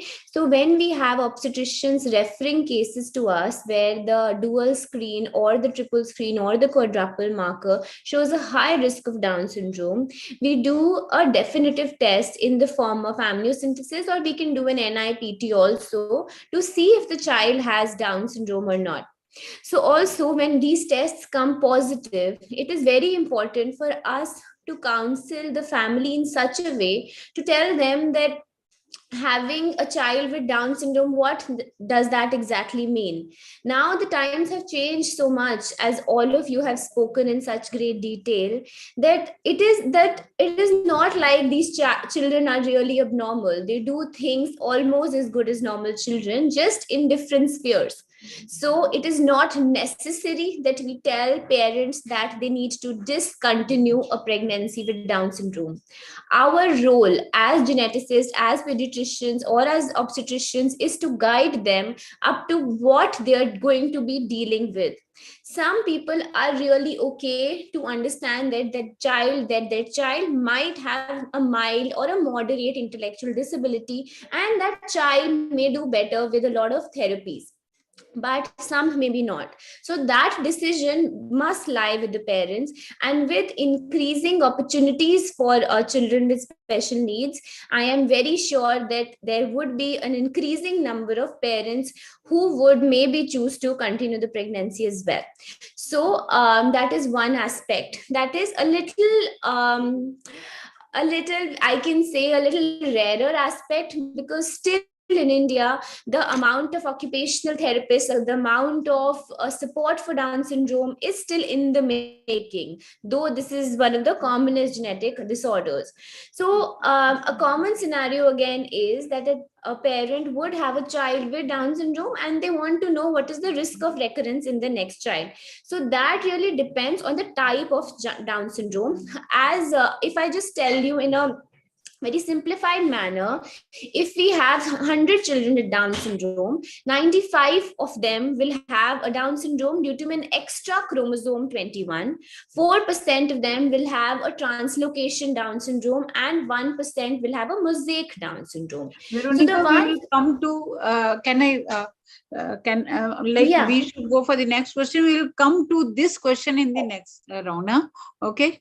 It was wonderful that you have really clarified the questions I was trying to get answer from you. Yes. So you did very well, and that we will go for next one because we have very little time. And I would like to invite Mr. Anil Joshi. We have witnessed emotional burden on parents after such a disclosure. Interestingly, mother inherently takes blame on herself, and unfortunately, sometimes family and father also contribute to that evolving guilt sense. What would be your reaction in such a situation, and what are your suggestions to the fathers of a newborn with the trisomy 21? Right. Thanks, Dr. Smita, for having me here. Now, let me just take all of us back to a point of technology, because I come from the field of technology. Just try to remember your own reactions and thoughts when you purchased a new laptop or a smartphone and wanted to understand and explore the potential to which you can use it. We all are connected through Zoom. And just imagine if I start asking you the questions as to how much is the memory, how much is the speed, what is the bandwidth, etc. We all are going to get overwhelmed. So starting from where Dr. Nina, Dr. Surekha, Dr. Shaji and everyone took off, that yes, it's very important that the doctors must congratulate the new parents, regardless of what is the condition of the child. That is point number one. Point number two, every child which is a new arrival is a precious child for all of us, regardless again of his condition, whether he has Down syndrome or not. Point number three, we quite often use the technical words just as we use the three-letter acronyms in IT sector. Doctors also tend to use the words like congenital, anomaly, milestones, and issues or problems, etc. See, when a client comes to us, we never look at it as any problem. We never ask what is your problem. We'll say what are the issues that you're facing and what is the situation that you're finding difficult to handle with in the existing scenario. Similarly, if we can consider changing the narrative while the news is getting disclosed to the parents, whether it's mother or father, and both of them are typically equally impacted on getting the news because they have embarked now on an unexpected journey. And that journey experience needs to be made enjoyable, acceptable, and memorable. And that's precisely where the role of doctors is. Doctors for the new parents are like a fortune teller. So the young parents are looking up to you, and whatever words you say have the potential to make a permanent scar on their mind or draw a beautiful painting or a rangoli. And that's what I'm coming from. Now, coming to the mothers, yes, it's very true because typically the young parents are in a very new or young relationship. Maybe they are married for a couple of years and they're yet to understand the dynamics of relationships. So mothers definitely get impacted. In India, at least, the blame gets passed on to the mother. It could be sometimes because of the husband's approach or because of the in-laws approach. And that's what will be changed if we take the positive attitude, the pediatricians and the gynecologists, while disclosing this news, say that yes, things are different and there will be some issues and we slowly are going to address. See, all the anomalies which we are aware of will not necessarily manifest immediately, number one. The child has just started living the life in this beautiful world, as Rekhama put it, and we have to help the child. Just as we program the computers, here is the baby whom we are going to program. And no better period than the golden 6 years of neuroplasticity. It's never too early to start the intervention. Of course, the medical complexities will be taken care of by the respective experts. And this is what is going to make a positive impact on accept. on accepting the condition of the child as it comes to their life. And we have to assure both father and mother that you are not alone. You have the whole lot of ecosystem which has fortunately developed over the past couple of decades. And especially for Down syndrome, if not for all the congenital or developmental, intellectual and developmental disabilities, yes, there are support groups, there are individual parents who will go all out to help provide all the information, give all the assurance, and set a right direction for the young parents to follow. So my message to the parents will be, or the fathers especially will be, just try to accept, with the help of all the changed narrative coming from all these professionals, and please work around towards no guilt passing, no blame passing. So no issue, and this will automatically happen once we take care of conveying the news in a proper way. And the last point here is, just as we used to have errata on the new editions of the book in the medical terminologies, all these terms which have evolved from ages can be mentioned and said these are the preferred words, maybe as an appendix. And very soon I'm hopeful that this will change the complete language. And we all have seen how the technology has impacted our communication languages, even the SMS languages, to the new generations. So I'm 100% sure that in the coming few years, the young doctors and the young pediatricians will definitely follow if we can immediately incorporate these changes. So thank you so much, Anilji. It was really wonderful deliberation and a aspect which is very, very important, because I have seen the divorce happening because of this abnormalities. So the next thing is, I would like to call Dr. Gaba, Samiksha both. Samiksha would take the questions, and Dr. Gaba Dr. Gaba may invite anybody else who wants to give some input on the subject of the first round. And then we go for intervention and all those things in second round. We have very little time left, so yes, I request everyone to be little brief. Yeah, So I think we are really running against the time. I will quickly mention, few parents mentioned something in the chat box. Deepa Shivaji says that I would say that it is addressed to you, Dr. Smita, that I would say that IQ is overrated today, and people ask about EQ, not IQ. And also IQ can be acquired by kids are given an opportunity to learn. So we need inclusion in schools to ensure IQ is developed. And there are many comments coming with the praises of the discussion and the speakers who have spoken. They are really appreciating the way they are addressing every aspect of the topic so meticulously. And Dr. Neena Ved is also suggesting that textbook should include the remedial aspect of DS also. And Dr. Shaji is also given his comment. Only one question in the chat box. So far I see that Dr. Smita Malve is wanting to ask to the panel that what to tell the parents if they are inquisitive about the IQ and the growth of the baby.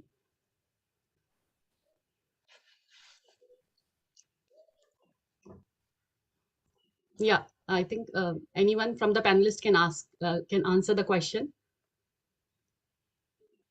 Well, this again is a usual question that is asked. They want to know how the child is going to perform when the child grows up. Very common question. So I asked them, if your child is in the so-called normal range, can you tell what marks the child is going to get when the child finishes her SSLC at 15 years of age? Well, no. So each child is different. This child is again different. I don't believe in doing an IQ because IQ keeps changing. It is not based on your IQ that the child is going to survive.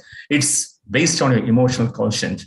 And it's only a question of giving proper training, the different therapies, you can bring it up. So don't waste your time thinking on IQ. Of course, IQ is needed for the various certificates. You got to have an IQ written down. I said, that is fine. But then with proper training, your IQ is sidelined.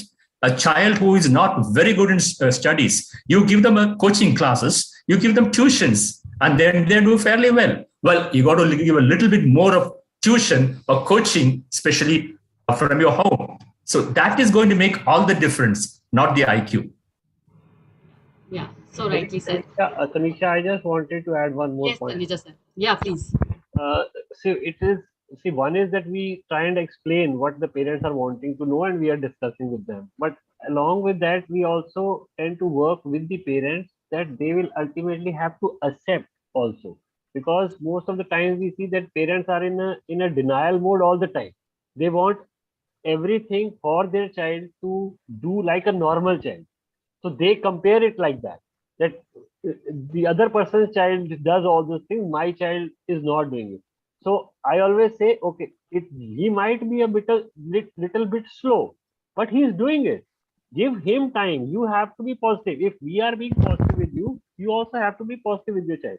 So it's like hand holding at every step sometimes for them to understand, yes, over a period of time, he will achieve. So I usually tell them, in the long run, nobody will ever ask you that your child scored this much marks or started walking by this age or by that age. Once the child is able to perform nearly normal activities, things would absolutely will be fine. Yeah, so rightly put, Dr. Taneja. Thank you so much. I would like to comment on this. Another thing that we should stress upon is the positive aspect of the child. We need to highlight that there are areas where the child can do very well, like enjoying music, and he can do very well in playing, and even in social interactions, these children are very good. They are very tolerant and they are very gentle, and they don't have that element of jealousy. So I think we need to focus on that, and at the same time, we also need to tell them that its success is not only gaining marks. It's actually from where you started and you have to move on. And it's from where you started and you develop. So we need to give energy, and we need to pass on a positive energy to the parents so as to come out of this situation. It's not about only the criteria of being successful. It has to be individualized for every individual. And it is not the marks or academics that will make you successful. It's from where you started and where you go. That's very important. We can Dr. Richa, I would like to add one line there. I agree with you totally, but I do not believe that they do not get jealous. Oh my God, they have every emotion that you and I have. Yes, ma'am. And if you praise somebody in front of them, you've had it. Yes. So you have to live with them for 41 years to understand every emotion of theirs.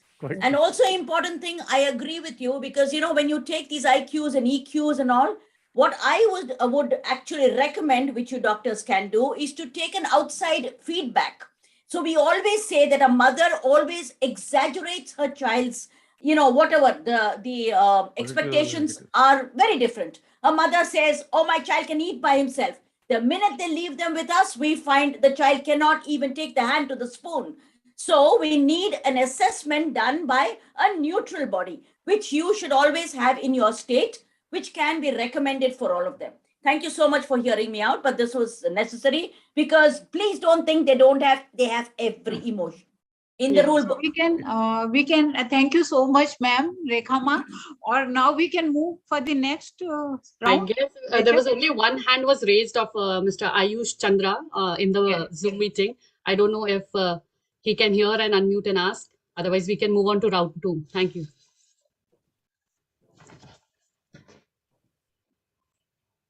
Yeah, we can. Yeah, I think, Smita, we should go ahead. Yes. So intervention, when and why. So I request everyone to be a little brief. Yeah. We'll try. Okay. Dr. Vipul, please help me. So I'm reading the question from somewhere else. Ma'am क्या help चाहिए doctor Smita? ये next नहीं move हो रहा मेरा. एक बार ma'am screen sharing बंद करके दोबारा ऑन कर लीजिए, हैंग कर गया होगा.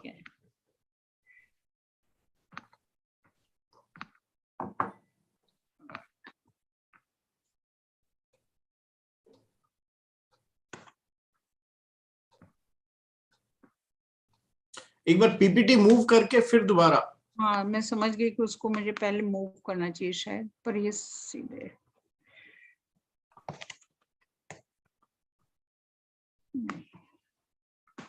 Otherwise, we can go to the questions, because I think the panelists. Just a minute. I think.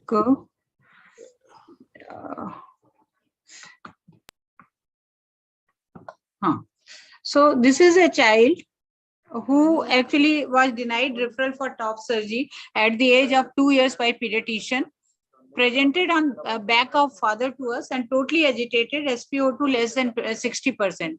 And now this is the baby after surgery.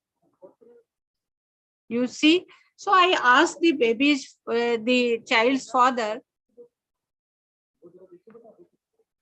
So listen the answer of father.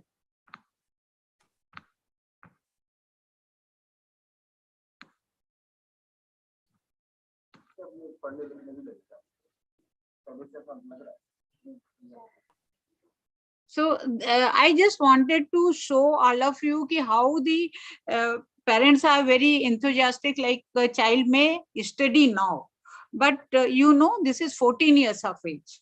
So this is very important point, how to learn, that time has been missed. So Samiksha, please let us know. I have a child with congenital anomaly. I was given a proper advice for child care. Share the experience.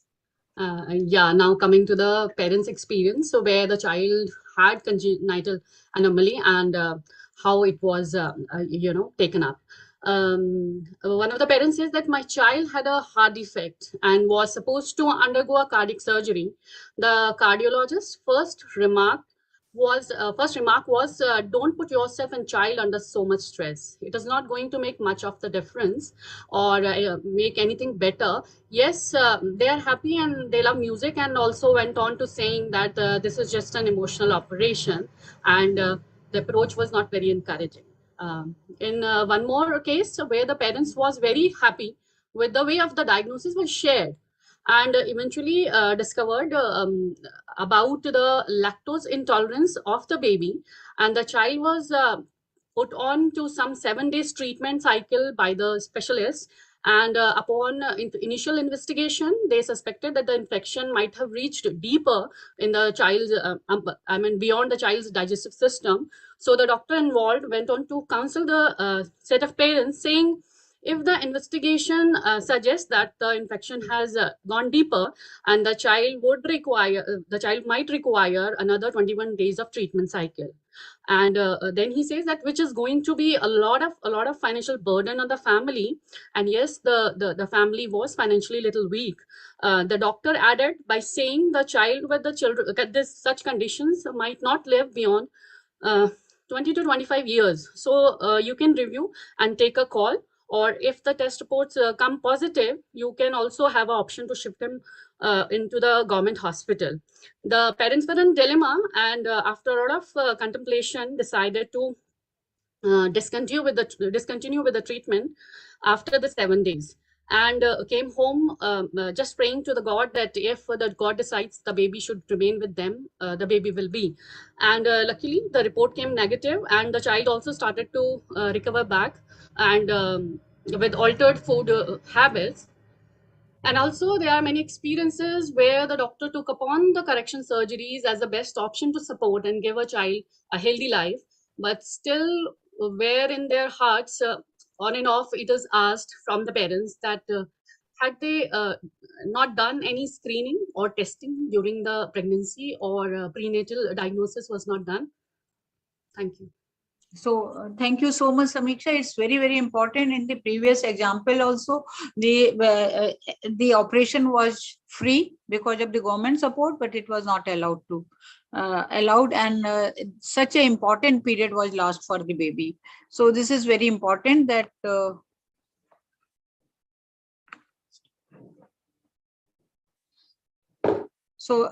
Pankaj Garg, 40 to 60% of children born with the Down syndrome have correctable structural abnormalities, which may be additional reason for long-term disabilities if not corrected. Up to 60% of children with Down syndrome have AVSD, which is almost always balanced and correctable. What are other major anomalies beside the cardiac, and what are your protocol to examine a baby with trisomy 21, and what are protocol for the follow-up for a baby without an additional anomalies, those with the correctable anomalies, both groups, if anomaly is there, if anomaly is not there. Dr. Pankaj has probably left the meeting. Dr. Vikas Taneja can take this. Please unmute yourself. Sorry. So as far as the correctable anomalies are concerned, yes, we know that I think over a period of time you tend to learn that these anomalies are correctable, right? And especially with the pediatric cardiologists like you around, Dr. Smita, it gives a lot of confidence to us as pediatricians as well as pediatric intensivists dealing with such children in ICUs that these things are correctable. From our side, most of the time it has been with such children. Yes, we are a little more concerned about because they are slightly hypotonic, which do put us in a situation where we need to tell this thing to the parents. But as far as the anomalies are concerned, we most of the time guide them. Yes, they are perfectly correctable, so we should go ahead and do as much as we can. As well as following these children up, yes, with correctable anomalies, they would need more close follow-up in the initial period. After the surgery, at least every week, 15 days, a month or 2 months. Once they have come out of it, once they are off most of their cardiac medications, then we usually tend to do a 6 monthly follow-up and followed by an annual follow-up once it's required. And usually, once these cardiac lesions are corrected, I don't think so. Most of the time, they would have many cardiac issues. Yes, they would need to be followed up at timely intervals. Okay, so one most important thing is for the shunt lesion, which are actually can be corrected readily, but most of the time pulmonary arterial hypertension develops very quickly. So a early intervention is recommended for the shunt lesion event, like AVSD, maybe ASD, VSD also. That is absolutely very important that these children need to be intervened early. We cannot wait. When people say अभी तो बच्चा छोटा है 6-8 महीने देख लो फिर decide करेंगे, we lose that critical period. So I think if possible, if the surgeon is confident, if the cardiologist says that intervention needs to be done early, it has to be done early. Parents need to come with that thing, and pediatricians as well as pediatric intensivists also needs to provide full support.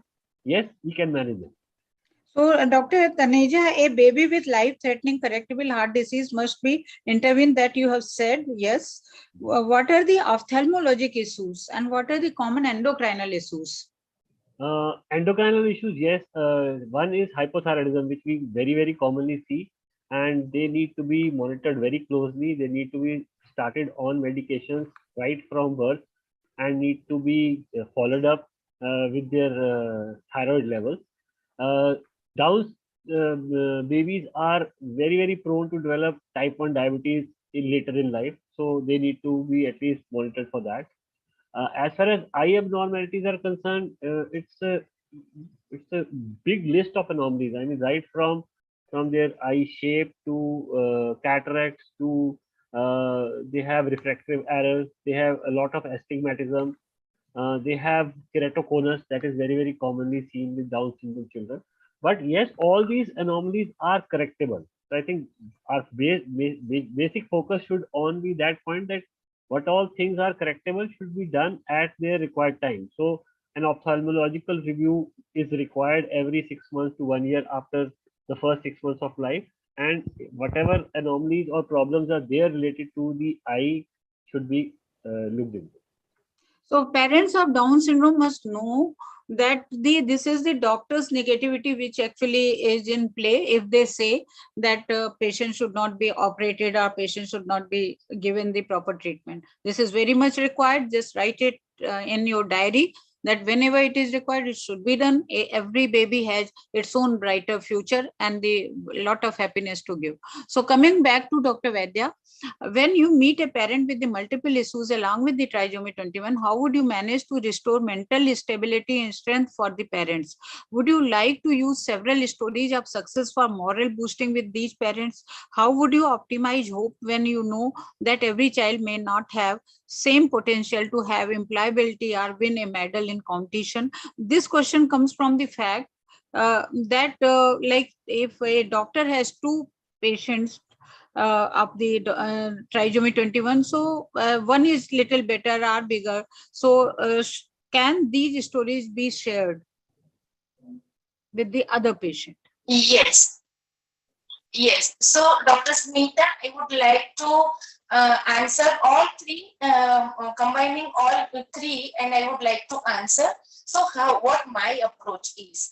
So the good thing about I talking with parents is I myself is a parent. So what I do, I inform, I talk with them as a parent, and I repeatedly, because so many parents, they think that because I am a doctor, because I am a pediatrician, my daughter is at a better place, or her development is above everyone else's development. So I remove this thought from their mind that the only difference between them and me is just I did not knock the doors of other doctors to get my daughter diagnosed having 21 trisomy. Otherwise, rest of the things remain the same. So this is one thing I do. When they are the parents, the child is with multiple disability along with 21 trisomy. If the child have other medical issues as well, and if they are having some financial constraints, some issues that because of what they can't go for the treatment and they can't approach and everything. So in such case, I have few parents, few NGOs I know. So I direct them and I try to help them, and of course Rekhama is always there to help. So such difficulties we solve, financial difficulties, I try to help them by diverting them to NGO or Rekhama or some persons who are ready to help. Now coming to the issues and the depression and yes but phase. So many times parents are in yes but phase. So whatever solutions, whatever whatever you say, they have at the end they will say, yes but doctor, this is not there. Yes, but if I say that you go for, you approach this person, you go for this therapy, you can do this. So at the end, they will say, yes, but. When parents are in the phase of yes, but, I talk about not about other achievers with Down syndrome. I talk about the typical population. That those who have everything typical, then also see what are the things that can happen to them. Even I talk about my classmates, my son's classmates, that they have everything, but then also they are at this place. So I start with talking about typical population, and then I share the stories of achievers having trisomy 21. So lot of stories, lot of things, and I would like to share one more thing. That when I was in school, my drawing teacher used to say, make us sit in a circle, and he used to place a bucket or a broom or duster or chalk in the center, and we all had to draw sitting at our place. So no two persons' drawings were alike, and at the same time, no drawing was wrong. So this example we do during our workshops also, and I try to explain parents that from the place where you are seeing it differently, and this is what is your reality, and you have to accept it. You have to accept it wholeheartedly and start working, because these are the crucial. Time is very precious, and if you will take time in working, in starting therapies, or eventually it is going to be disadvantageous for the entire family. Okay, thank you so much, Dr. Vaidya. Coming to next, Dr. Budhankar. As a diagnostician and counselor, social influencer, how would you motivate parents for early intervention? How would you channelize zeal of parents to intervene on time as against the reluctance of fraternity and society to take up the challenge? How and why the growth chart for trisomy has to be different from usual one? How would you convince parents on the issue of growth delay? Thank you, Sweta. It's a long few question for me. Firstly, I would like to address one by one. Number one, how would you motivate parents for early? I think here my answer is nowadays with the down pay society doing a lot of work. I think parents are motivated themselves. But anyway, I think what you need to have is a sensitization of doctors who are caring for them, maybe pediatrician, general practitioner, maybe neonatologist and all. We have got here expert Dr. Pankaj, girls, we have got Taneja. So questioning is, Dr. Vaidya, and she has already said about genetic counseling, which is a very important role. So your question is, you are in a place where you are a diagnostician, counselor, and social influencer. How would you motivate parents for earlier? Here, I would like to say one. Sir, you can move on for growth chart and growth delay part also, because we have less time. So you can actually move on to that. About motivation parent, I would like to tell to the parent that Down syndrome is nobody's fault, and there is nothing that you did before or during pregnancy. Number one. Number two, babies with Down syndrome are born to parents of every age, social class, and race. Thirdly, parents may experience some degree of appointment stress. Here, I would like to roll up IAP, Dr. Ramesh Kumar, Dr. Alok is there, where in the, in my OPD, I have written a plate where I said, out of 10 people will be seen, Dr. Smita knows, Joshi sir knows, children with special needs. It comes all challenge people. Number one, then pregnant lady, and then school, and then appointment. So if this type of plate is there in every practitioner, pediatrician, that will help. Because there is a stress of getting appointment of these children. That's why they say that early interview, but it takes time to get appointment. So this I would like to address as a pediatrician through my body. Secondly, coming to how would you channelize zeal of parent to intervene on time as against the reluctance of fraternity and society to take up the challenge. Here I would like to tell to the parents, no two children with Down are alike, and they have the same physical and emotional needs as any other child. And they need to understand 5 things: to be recognized as a unique personality, to know that their family loves them, to be treated like their brothers and sisters, to be seen as a person first rather than as a person with special needs, and to have access to education and these activities. I think if these things, sharing experience with other families and taking part in support network can also help to build a resilience. Madam, they have to build resilience, and which is a very important part when they have to face these things as a parent to intervene as against the reluctance of paternity or against the reluctance of the society. Here, I would like to say that there has to be family-centered approach that allows families to decide what services that they need and use. This can help build resilience and development. I think here I would like to compliment Ramchandran Madam. She has said that there should be every city-wide, there should be some list of doctors or therapists. We have published a directory from command, which is giving all addresses and telephone number of all those who specially challenged children, physically, mental, hearing, all. I think we can categorize these things as for Vidarbha, Maharashtra. For all India, if your Down syndrome society gives us all the addresses, we are ready to do on behalf of command. Dr. Action Party will do all the expenses will be borne by command. This commitment from me. Thirdly, how and why the growth chart for trisomy has to be different from usual one? How would you convince parents on the issue of growth? Here, I would like to address with few lines. What time is? Children with Down syndrome, parents should know this, and children with Down syndrome need to be treated like their siblings, other siblings. Number two, a supportive family background will help your child to make their way in the world. Take home message for parents and for children. Children with Down syndrome are typically slow. They must understand this. To crawl, to walk and talk, but you can aid their growth and development through physiotherapy, therapy, speech therapy, and developmental therapy and motivation.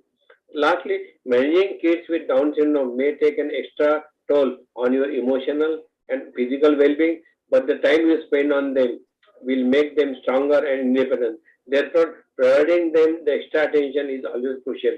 I think with this is what I would like to say about the 3 things which you are asked, madam. So thank you so much, sir. Now I invite Dr. Rekha Ramchandran, ma'am.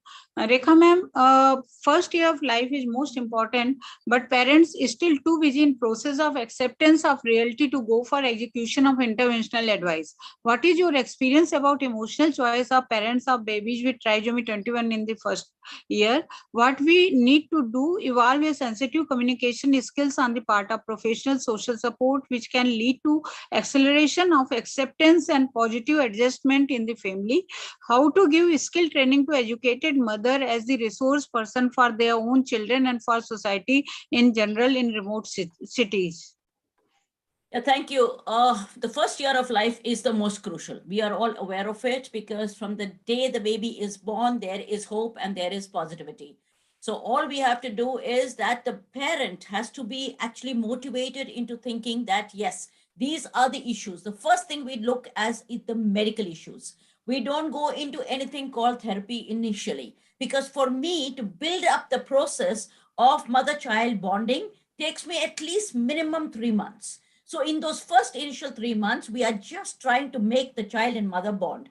After that, we move on to understanding slowly because it takes time to process this for a parent. So we are only looking at the the feeding, the breastfeeding, which is so crucial for me. So even if you want to give up your child, we try to tell the parent, we need your support. In this, we can't get an outside person. So please, can you do this for me? And after 3 months, we'll come back to you. So those first initial 3 months, you will not believe, Smita, how much of a relationship is formed between mother and child. The more important thing is talking about the medical concerns. We get into the medical aspects, which is, as we always look at, the heart, the eyes, the vision, the hearing, the thyroid levels, and if there are other complications, we try to assess all of it. And once we have assessed the medical history, we then talk about therapy. Because if I have not set right the cardiological issues, there is no point my talking about therapy because the child can turn blue anytime. So we have to go very slowly, looking at one thing at a time. Second important thing will be therapies are crucial. When we talk about therapies, we work to hand in glove, which is medical intervention and physical intervention. So the physical intervention is mostly we start the process of a very, very mild activities, which can, the mothers can do at home. And we set the 3-month goals. For every child, we have what we call 3-month goals. And those 3-month goals, once they have achieved it, the parents get back to us. We know which parent is actually working on the child because it's very simple. We are not asking you to do anything which is rocket science. We give you very simple exercises. Dr. Vipul, can we mute everyone other than ma'am Rekhama? Yeah, but Smita, I can talk over even those voices also. Don't worry. Oh. So the therapies are crucial. And I think it is about the person who is actually giving them the information that is the most important thing. If you take it lightly, they take it lightly. So I always tell them, I lost time.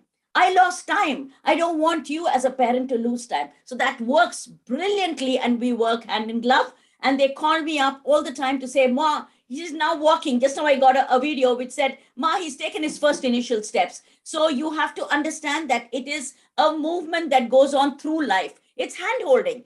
So what are the experiences about emotional choices of parents or babies with trisomy 21 in the first year? There is always this disappointment, this constant blame game that goes on that maybe I was responsible for it. There on both sides it can happen. You also have a feeling of guilt. Maybe I should do this. I didn't do this. And maybe the child is like this. So we are working on a very basic and on a larger emotional level, depending on the parents. Actually, Smita, it's very funny that I don't get that much difficulty with the people in the rural areas as we get with those who are highly educated.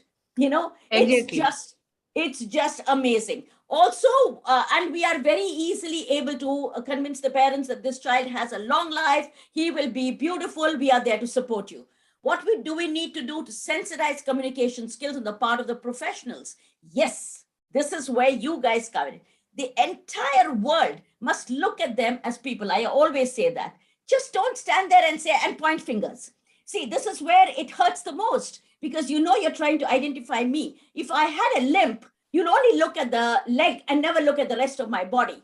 So I always say that this person might look different, but he wants to be you. So you got to get that very clear about sensitizing the skills of people around us. And that's what we actually work on. We never say Down syndrome person. These are very, very crucial things. On any international body, you can be brought down from the platform if you are going to say, Down syndrome bubbly. This doesn't work, okay? It has to be the person first.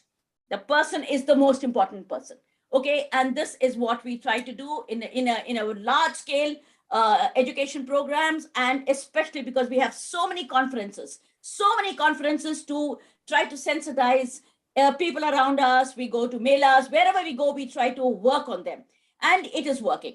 The family adjustment takes a little longer, because when I do counseling, I do not do counseling for the parents.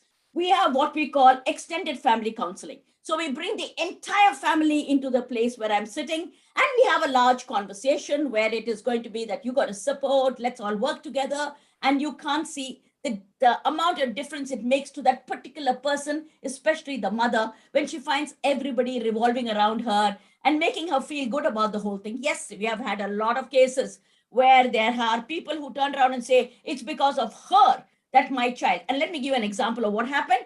The mother wanted her son to be married again because the woman apparently had produced this child with Down syndrome. And I turned around and said, thank God there was no karyotyping that extensive in those days. And there was no way that we could find out who was the carrier. And I said, if your son marries again, he will still have a child with Down syndrome. So go ahead and get him married 3 times, 4 times. They are now very happily married and they have 3 children. So you got to work on it in a very sensitive way without, damaging the person or giving them unnecessary hype about the child. So we work very, very slowly depending on the family, the child, the parents, the whole gambit. How to give skill training to educate mothers as a resource person. It's working wonderfully, wonderfully. We have, yesterday I got a lovely message from Orissa saying, thank you, Ma, for giving me guidance on how I and my son with Down syndrome can work together. So it is really working. And we are giving them skill training locally so that they don't have to move out of their comfort zone. See, remember one thing, traveling is a very big issue for parents. So we travel. We move our entire forces into that particular place. We try to make them comfortable at home. We give them ideas on how they can work. Because see, employment, you know it, I know it, is quite difficult because of, I think we're all very, very scared about, getting abused or being, and our children are super sensitive, Smita, you can't believe. They can hear you 10 rooms away that you have said something about them. So I really think that we have to go to the base, work with the parents, set up the skill for them and tell them how we can do it. Like we have boys who are doing such beautiful training. They're building scarves. We'll be giving you gifts of scarves made by the person. The mother is trained, the son is trained. So they both work very beautifully and they're selling all these scarves and towels to everybody in the neighborhood. So skill set training is very simple in India. We have handicrafts. We have so many things. We don't have to go into the open public, because what happens is, though you might say inclusion, it'll take me another 20 years. And I hope I'm there. Those 20 years, we'll work on inclusion and we'll hit hard on everybody. We need to be accepted in society. So yes, with your support, we'll make it happen. Thank you all so much. Thank you so much, ma'am. It's really encouraging. Dr. Shaji Thomas, you have made a crusade and now you are recognized internationally. What is the status of getting disability certificate for children with trisomy 21 and how difficult it is? What is your experience about the government sensitivity? Mostly NGOs, as Dr. Nina said about the NGO sponsoring. So what I know, they are not sponsoring actually. So mostly NGO who are shouldering responsibility to sponsor surgery shy away from sponsoring babies with trisomy 21. My own experience, would you like to convince audience against the convention, and would you brief the ways and means for managing financial aspect of interventional procedures? Dr. Shaji. Thank you. In a vast country, so what is easily done at one place may not be that easy in another place. Now, the disability certificate you can apply online. And when you apply online, you have to appear for the medical board. They give you a date and then they send you the certificate, either online or to the social welfare department. We don't have a problem here in Kerala. We get it done fairly well. And we can always give a complaint to the disability commissioner if things are not doing well. So from that aspect, Kerala is doing good. But the UDID, Unique Disability ID, from the Department of Empowerment of Persons with Disabilities, the Ministry of Social Justice, here again, you can apply online, but it has to be verified by the DMO, the District Medical Office, and is the officer, the doctor there, and then there is a delay. I went about inquiring about this. Of course, my daughter got it. Then they found there's no extra hand to help him. The DMO has his own job, especially in the last 2 years, there were a lot of COVID cases. They were busy with that. And in their spare time, they have to verify each and everything. So that takes a lot of time that we are having difficulty. So also with problems with legal guardianship certificate under the National Trust Act. This, again, it can be verified only by approved organizations. We made a hue and cry about 3-4 years back, and there was an Adalat, and then the collector and all those concerned came in, and all the applicants were called in, and then 2-3 days, they gave them all the certificates. But then it was found that the provisional certificate, your original, your final certificate will take time. And still now, I have not got the final certificate. So there are certain things which you get it pretty fast, and certain things take their own time because probably it's because of the government machinery that is creating a problem. Your next question of NGOs shying away, definitely NGOs are not very keen on sponsoring somebody with a disability, be it Down syndrome or be it anything else. They prefer supporting somebody without a disability because they think in terms of a long-term benefit. Okay, you sponsor a surgery for a child, and what is going to happen? Is a child, so people say, no, it's a case of Down syndrome. Why don't we spend that money to somebody else who is a so-called normal child? And you can't blame them for that. Even doctors used to sideline in the early 2000s when I started my program. And then I used to get calls from patients from various places saying, you advise that a cardiac surgery should be done, but the doctor here is refusing to do so. Mainly because what the doctor said was, we give priorities. We don't have sufficient time to handle everyone. So then we give priorities to children with who are otherwise normal. So that is a pattern. And now it has changed. All people are equal, at least in Kerala. We don't have a problem now. Well, we can't blame them also because when I was a medical student, we were taught that a child with newborn with a meningoencephalocele, that's a swelling at the back of the sacrum, where the child may be, not be able to move the lower limbs. Well, in that case, don't spend money on doing a surgery for a medical for that, because if you don't do a surgery, there'll be infection, spinal cord, brain, the child will die. It is better for the child to die rather than treat it, do a surgery, and then make a paraplegic. So these are the concepts are changing. Every child has a right to live, a right to healthcare, and right as any other child. So these are gradually changing. But then ways and means of financial support. Well, organizations are there to support the cause. We have the Down Syndrome Federation of India. We have societies, trusts for Down syndrome. We tie up with these people. And there are, of course, a lot of philanthropists and hospitals that support the cause. You can approach these hospitals and, you can get a decent cut down on it. And then they make use of only the disposables there. Crowdfunding is something which I have found recently to be very good help because you have the mobile apps and your Facebook and your WhatsApp. Recently, just a month back, we did a crowdfunding for a person, not for a surgery, but for a child with intractable seizures and aspiration and pneumonia, had to be ventilated for a pretty long time. And then it came to a lot of money. With a crowdfunding, they got a large sum of money because there are people out there who are willing to help if you tell them that the cause is good. If you tell them it's for an appropriate cause. So get people involved, get the hospitals involved, get organizations involved. If the NGO says no, you go and talk to them. Why is it no? why this is also a normal child. And then it's a question of convincing and convincing the society that it can be done. So fundraising can be done in various ways. Well, it's easier said than done, but then there are ways of getting fund. And I found the the crowdfunding is very, very beneficial. And recently for SMA in Kerala, they raised 1.7 crores, or I think it was 17 crores through just crowdfunding. So it is possible. Thank you. Thank you so much, Dr. Thomas. Now, Dr. Veronica, you have all tools to unravel architectural abnormalities in the DNA. What is the differential outcome amongst the babies with non-disjunction, translocation, and mosaicism?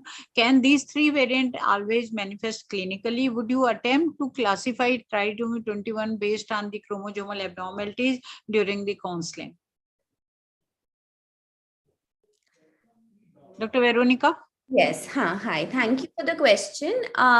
Yes, so we can differentiate, and we must differentiate on the type of what is the type of Down syndrome. So as I started telling earlier, if we have 100 babies with Down syndrome, 95% of them would be due to a free trisomy of 21 chromosome, and 4% due to a translocation in the Down syndrome. So the phenotypic behavior of these and the mosaicism would be around 1%. The phenotype, that is the presentation, the intellect of them, or the cardiovascular manifestations really don't depend if it is a translocation Downs or is it a free trisomy 21. But among the mosaic Downs, the mosaicism in Downs and the percentage of trisomy 21 decides what sort of phenotype there may be. If the mosaicism of the normal cell line is higher, the child would be less likely to be affected. So that's why it is important to differentiate clinically. The second point of testing the child and the parents with a karyotype is to predict the risk of recurrence in the next pregnancy. If it is a free trisomy 21 and the parents are not carriers, the risk in the next pregnancy would be around 1%. Also, the risk of other chromosomal aneuploidies would be increased approximately up to 1%. And we must do a screen either NIPT or amniocentesis in the next pregnancy for such couples. And if it is due to a translocation Downs, then we have to do the karyotype of the parents. And if one of the parents is a carrier, the recurrence risk would be much higher, around 40 to 50%. And in that case, we should do a chorionic villus sampling at around 11 weeks of pregnancy. So that is how we will attempt to do the counseling in such cases. Thank you so much. Very brief, comprehensive, Veronica. Really, you did a great job on this question. So, Mr. Anil Joshi, I invite you. You have spent time in a very noble mission of empowering the children with the different abilities. Many children now are our golden athlete of the Special Olympics. What were your expectations when you joined the group as the parents? How these children develop mental strength to compete in unknown land? How they develop coping mechanism to handle failure? Yeah. Thanks, Dr. Smita. This is a very important aspect of human development. See, as the children grow, some of them may miss out on the formal schooling or informal learning, that is literacy. Nonetheless, they do have tremendous amount of energy which needs to be channelized as they grow. So this is where the parents really have to understand the ecosystem and keep in mind that IQ is not everything about the personality. There is a theory by Dr. Edward Gartner which talks about multiple intelligence. So there are other areas which can define a personality of an individual, and some of our children are doing exceedingly well in the areas like arts, crafts, handicrafts, and many other skill development areas. Sports being one of them. Now, where does it help? Sports is an outdoor activity, so it helps in segregating the child as he grows from the parents. Many of the parents tend to be overprotective, so they do not want, maybe because of fear of getting some sort of a hurt, but nonetheless this needs to be done because sometime or the other the child as he grows will grow into adulthood and will have to face the world as an individual. So this is where these sports activities help. Now, a good part of the ecosystem here, and I'm very happy to share in brief, of course, what are the opportunities. See, we have three different opportunities. One of the thing called as Special Olympics, being started by the former US President, Mr. John F. Kennedy, whose sister was having intellectual challenges, and Kennedy family and Shriver family together set up a foundation. They have international programs in more than 170 countries, which engage, which have round the year activities to not just train, but also carry out events on district, state, and national level. And the children can choose from more than 25 different sports activities, and they can compete at international levels also. Over the past few decades, we have had hundreds of our special athletes uh, winning gold medals, silver medals, and doing honors to the nation. So this is Special Olympics is exclusively meant for persons with intellectual challenges. There is a broader spectrum called Paralympics, and Paralympics caters to all disabilities, wherein intellectual and developmental disability is one aspect of it. There also you get a lot of opportunities to participate at state level, national level, and international levels. So parents really need to understand the structure in our country, in India, that there are national programs and there are state level programs. Most of the training happens free of charge, but some of the coaches may like to charge their fees, but that's a different issue. For participation, nobody is required to pay fees. Now, how does it work? It may not necessarily be implemented the way parents would desire.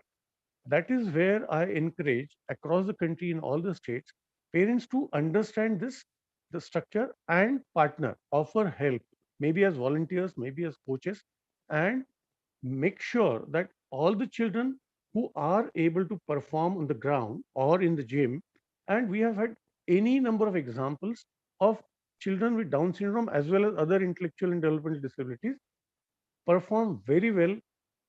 Of course, the precondition to that is the medical conditions need to be addressed first before we really put the child into these competitive games. And this also helps because children want to socialize. Children love different company, and children have that positivity to connect with different groups. And with that, of course, we'll have to, while we all wish that our children should be independent, we'll have to take necessary precautions by understanding the safety concerns. Third aspect of it is some of the adults or children who may not be able to perform in sports. For them, there is a third organization called as Abilympics. So Abilympics also focuses on some of the abilities, like it could be data entry, or it could be ornament making, or handicrafts and other things. So these three together try to give more and more opportunities to every child, provided you go there and register, because nobody would come to your house and find out that yes, your child can do this. So best way is to connect up with the parents groups. They together can connect up with these state and local bodies, and then give or open up the horizons for our children to perform based on their choice, and then the sky is the limit for them to perform. So thank you so much, Anil. Yeah. That was wonderful information. Actually, nobody knows. And I think I will keep on directing people towards you. Yeah, most for that. certainly. And of course, see, unless you expose a child to some new situations, your child is never going to learn. So as the child grows, it's part of growing as a process, that this is going to help the parents in the long run, because parents are also aging on one hand and child is growing in age. So we can help the child acquire the skills, and then there are various government programs also to help the child acquire skills, and there is a separate sector skills council for skills development for persons with disabilities.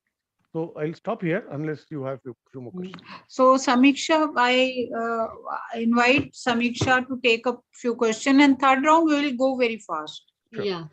First of all, I would like to thank Dr. Bodhankar for giving all the information in the chat box and also showing so much of positive approach towards the support. Thank you so much, sir.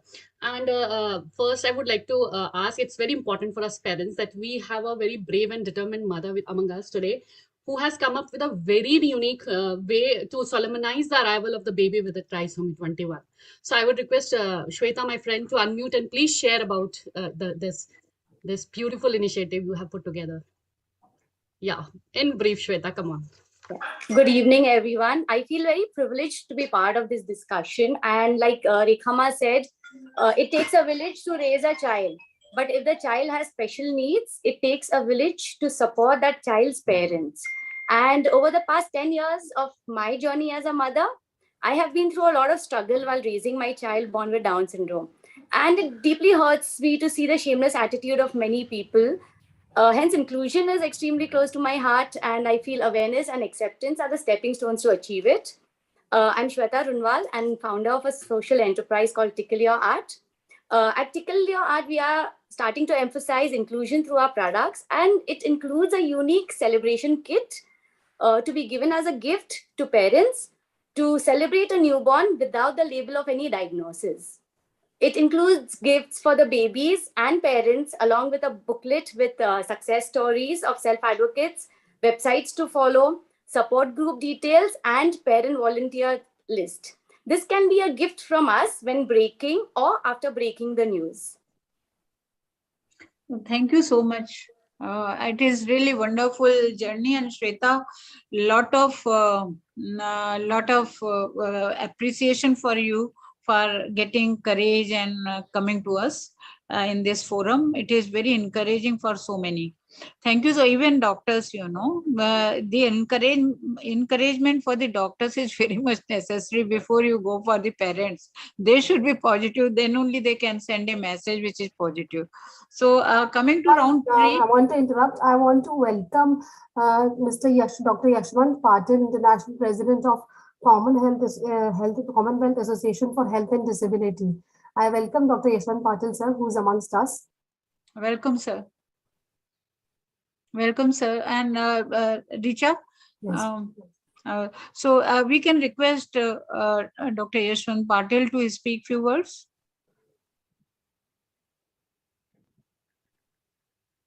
Welcome, Dr. Patil. Nice to see you here to guide us. A few words. Unmute. Yeah. Thank you, madam. Thanks the organizer for inviting me to some few words about this. The program was very excellent, wonderful. All participants have given utmost knowledge for the parents as well as to the doctors also. About the Down syndrome, we know that our organization also are dealing with all these developmental disorders, Down syndrome, chromosomal abnormalities, and all these things, other abnormalities also. But thinking only of Down syndrome also, because it's so common amongst the disabilities, we should be very keen to take care of them for the inclusion in the society, for their utmost care, so that there will be less morbidity in their future life, and they can have their utmost neurodevelopmental or development in all angles to the extreme levels. And for that, our organization, Commonwealth Association for Health and Disability, we will be always with you people of this federation or this society to help you out, giving a doctor's platform for the guidance. Thank you very much, madam.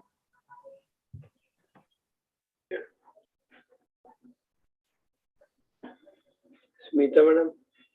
Okay. So thank you, sir. Thank you. Thank you. Thank you very much, sir. Dr. Gaba, you want to comment? And we go for a very quick round 3 then. I think we finish the third round, then we can comment. Okay. It will be better. Okay, yeah. sir. Thank you. Yeah. Thank you Yeah. so much, Thank you. Dr. Gaba, for your patience. Dr. Vikas, what is the life expectancy of babies with trisomy 21? What are the developmental field expected to be delayed? Well, to start with, I think we all agreed and we have all discussed this point. Yes, to start with, when we were in our medical college days, and that time everybody used to say that the life expectancy is only 15, 20, or 25 years. But I can positively say I have a patient who's around 18 years of age as of now. I have a 27-year-old Down syndrome person in my society where I'm living.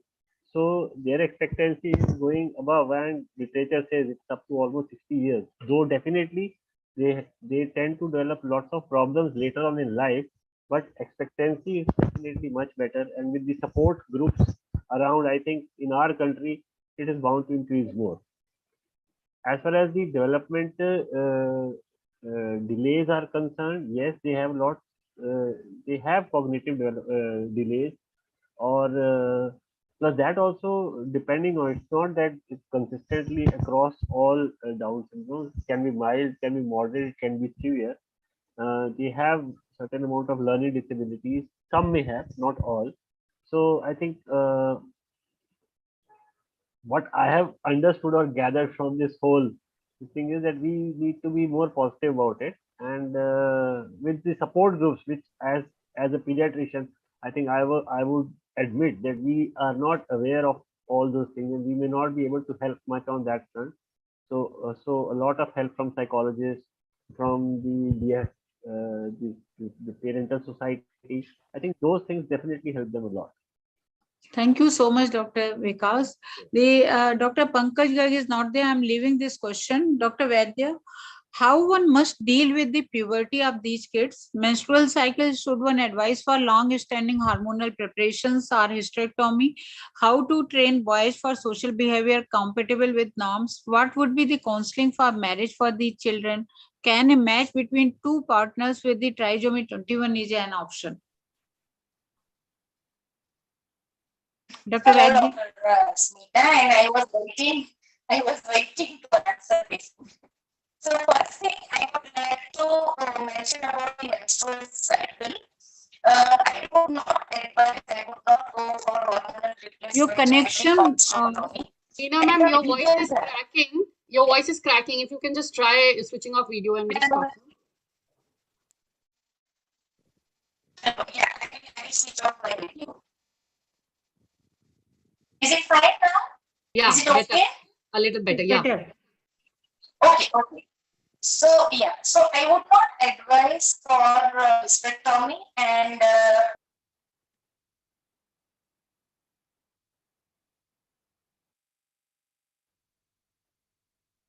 we can go for next question and we come back to her.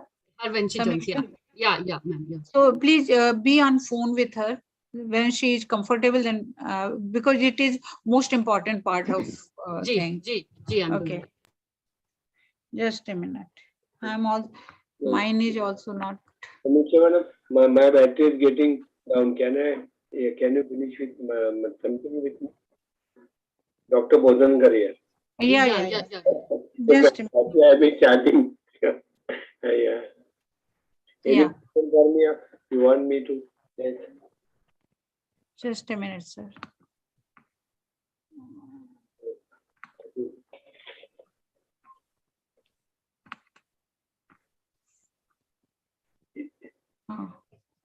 So, Dr. Bodhankar wants to answer these questions. Yeah. Your connection is. Yeah, I'm right. Okay. Hello. Hello. Yeah. Am I audible now? Yeah. Yes, ma'am.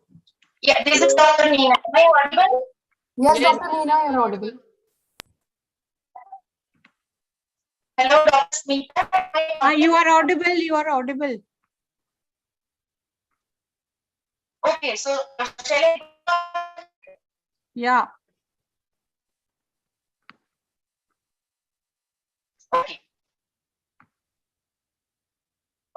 So a girl with Down syndrome can be trained equally well for personal hygiene, and she can understand.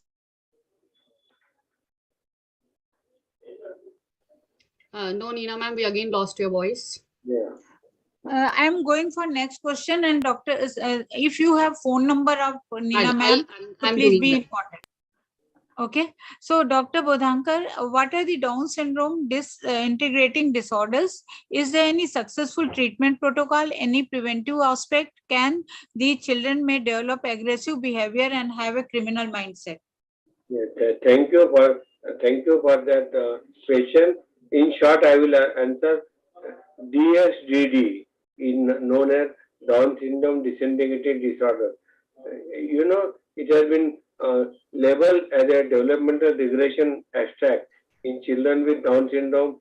Is a clinical entity which is characterized by loss of previously acquired adaptive, cognitive, and social functioning in person with developed Down syndrome, but usually it is found in adolescence to early childhood. Initially, it was reported in 1946 as catatonic psychosis. About condition, I will say it has got subacute onset and can include symptoms of mood irritability, decreased participation. There are no strict criteria or definitive testing which is currently available to diagnose DSDD. Although a comprehensive uh, psychosocial and medical evaluation is warranted for individuals presenting with these symptoms, which are level. The symptoms can be anything like mood lability, decreased participation, inactivity of daily living, new onset of insomnia, social withdrawal, autistic like regression, mutism, and catatonia.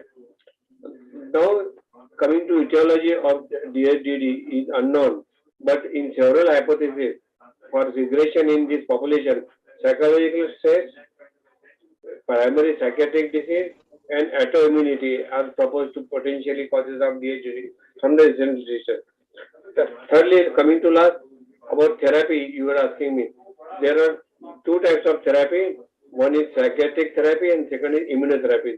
Both the psychiatric and immunotherapies have been described as DSD treatment, with both revealing potential benefit in limited cohorts study which were done. The immunotherapy coming to that it may be of benefit to some patients with DHD, but further perspective study is recommended to clarify response and selection of immunotherapy candidates. Now, coming lastly towards the most commonly observed adverse effects that include irritability, irritation, aggressive behavior, transitional anxiety, and sleep disease. I think this is what, madam, I would like to say about the Down syndrome disintegrating disorder. And before my battery before I close down, I would like to say a few words, if you permit me. This is again a poem on Down syndrome, few lines. I have a Down syndrome. That does not mean I don't know how to behave, but it does mean that sometimes I find it very difficult to behave as everyone else thinks I should. The child said, it does not mean I can't remember, but it does mean that I may not remember everything that you do. Thirdly, it does not mean that my happiness and my comfort are any less important than yours. The child says to her, but it does mean that what I need and believe is to be important may sometimes differ substantially from what you believe. Lastly, it does not mean that I am stupid, but it does mean that sometimes I may not fully understand having Down syndrome. Having Down syndrome does, however, mean one thing for certain is that I am amazing. I think these are the kind words of Down syndrome child which he says to us, and with this, I think, if you permit me, in my battery maybe I will try to be here. Thank you very much. Okay, welcome, sir. Welcome. Thank you so much, sir, for participating. Yeah. Yeah, Dr. Smita, this is Dr. Neena. I am back, and if you want me to, Please. You have very important questions are for you. Yeah. So should I read it again? No. I know the questions. Okay. Please. Shall I go ahead? Yeah.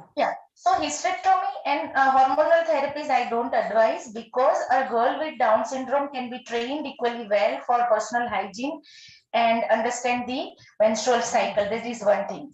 Then any hormonal replacement therapy will have its own side effects. Then doing complete hysterectomy means removing the ovaries along with hysterectomy would be very would invite many other medical issues like setting of menopause and osteoporosis and cardiac issues and hypertension and all. If we don't remove the ovaries, then also there are all chances of organ prolapse and setting early menopause and few other medical issues. Then doing hysterectomy, we are creating a situation that is even more dangerous. The chances of the girl getting physically abused increases. So I won't advise that. Then remembering the date and following the hygiene discipline during the cycle gives a sense of responsibility and thereby sense of being mature, feeling mature. So that is one more aspect. So to my, as far as I believe, except for moderate to profound and profound cases, to my opinion, we should not go for hysterectomy with hormonal replacement therapy. Now, answer to your second question regarding unacceptable behavior. When boys, they do something during puberty, when they are doing some unacceptable social behavior. So regarding understanding sex and sexuality and restricting a young adult to behave within the societal norms, in my opinion, is a training that starts in early childhood when the child is 2-3 years old. You can't expect a teenage girl or boy to suddenly fit into a fixed frame of societal norms at the age of 13 or 14. Parents, they think that we will talk about, we will teach them how to sit, how to behave, what to do, what to do, not to do when they will observe secondary sexual characters, or when they will see that now the girl or boy is entering into teenage. No, this is not, you cannot patchwork, you cannot do a patchwork, you cannot make them sit beside you and explain that these are the societal norms and you have to fix yourself into this fixed frame. No, that can't happen. So it starts with following family rules, following society rules, discipline, knowing private and public places. So you need to start from outer world, that these are the public places. A post office and bus station are public places, and relatively our home is a personal place. Again, in our home, drawing room is relatively public and bedroom is personal. Like that, you have to start with places, then behavior, and then you come to the body part, and then start explaining that the ownership of body. So you should give the ownership of body, and this entire process starts at the age of when the child is 2 to 3 years of age. So then you will not face problem. You will not have to sit beside your young teenage boy that you can't touch your genitals, you can't manipulate your genitals when you are sitting in public. So it is, you have to make it, you have to start very early. So this was your second point. Then, yes, and one more thing I would like to add, that fathers should deal with sons and mothers should deal with daughters, and they should explain them that the growth process through which the father has passed, he need to exchange his experiences, and he need to show his pictures, and ultimately the child should understand that if a boy, he will ultimately become like a father. If it's girl, then she will ultimately become like her mother. So this is one thing. Regarding marriages, my ideas are a bit conservative. I would not advise any parent to get their son or daughter married, because marriages bring along many responsibilities, and in present scenario for our children, we have not reached to that awareness level, we have not reached to that step where we can expect our adult with Down syndrome to take the responsibility of marriages meaningfully. they can have mixed groups, they can go for outing together, they can maybe at the most they can go for dates, but getting married, to me, it's little early. We can think about this for those who are yet to be born or who are very young, maybe 3, 4, 5 years. For them, we can think about marriages. But right now, I don't think the society, we are at personal level, we are still not ready. At society level, the awareness, we have just started. The society has just started understanding. They have just started taking interest in our children. So this stage, at this point, I am not towards encouraging marriages.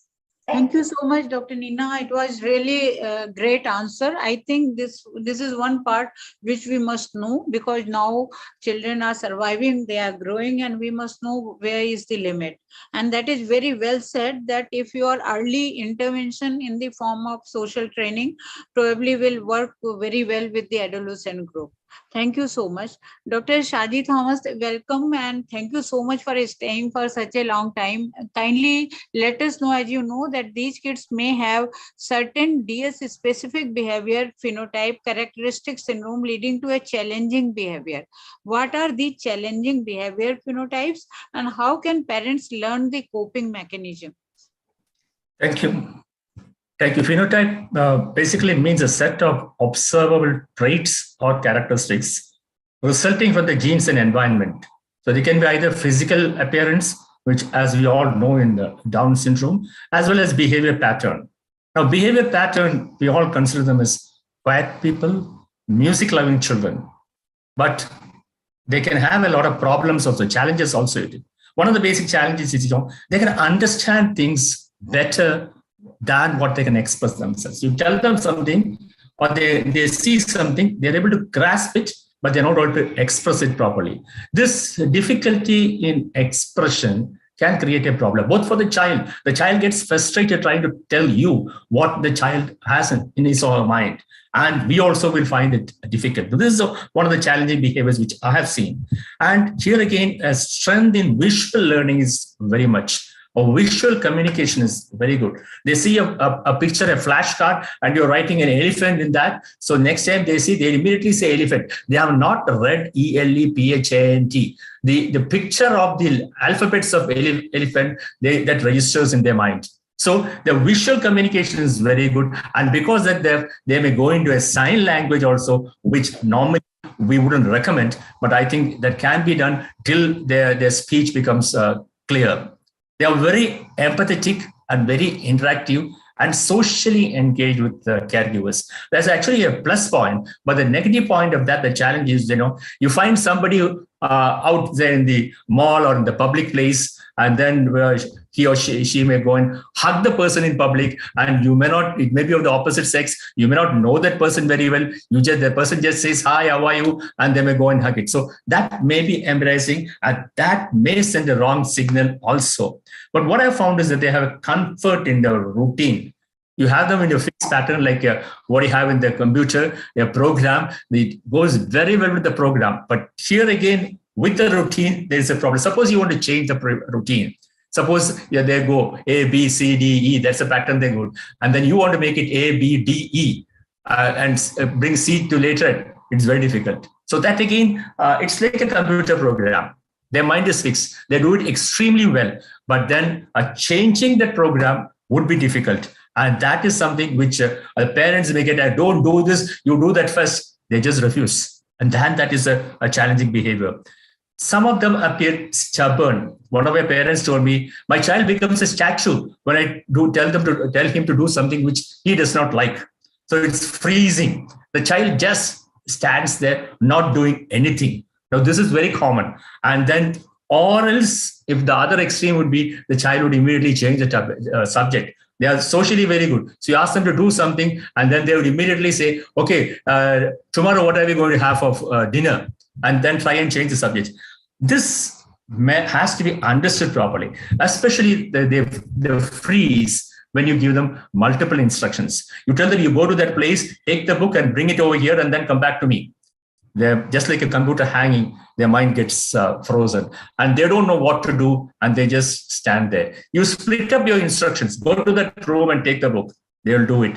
And take the book and go to the other room, they will again do it. And then come back, they will do it. So it can be split up. But these things can be challenging because you tell them, please do it. You know the child understands what you're saying. Please do it. And the child does not do it, just stands there stubborn. And the parents may feel that the child is very, very stubborn. There can be aggressiveness, violent outbreaks and planned attacks, especially in adolescents and older children. And there are a lot of other maladaptive behavior also. But in a study done some years back between the maladaptive behavior of persons with Down syndrome, they found, along comparing it with people with other problems, they found that adults with Down syndrome under 35 years had significantly less maladaptive behavior from all categories except antisocial behavior and untruthfulness. Therefore, they tend to lie at times to gain what they want to do. And those over 35, they had the same thing except uncooperativeness, untruthfulness, and hiding, disturbing others at night, scattering objects, and sexual delinquency. Now, even though they have all these things, it's comparatively much less compared to other children with problems. So basically, they have a problem. They have a lot of other things like your behavioral pattern is there. But then how do you cope up with them? We got to understand them. We got to tell the parents, okay, the child is not trying to be resistant. This is part of the child, parts of the child growing up, the part of the way the child thinks. Be considerate. You understand the problem first and then talk to them. Love can conquer these children. You tell them in a nice way, be nice to them. Definitely they can do it. And if I find them as more problematic, because I'm not basically a psychologist, I send them to my psychologist who handles the problem very well. So we do have a lot of problem,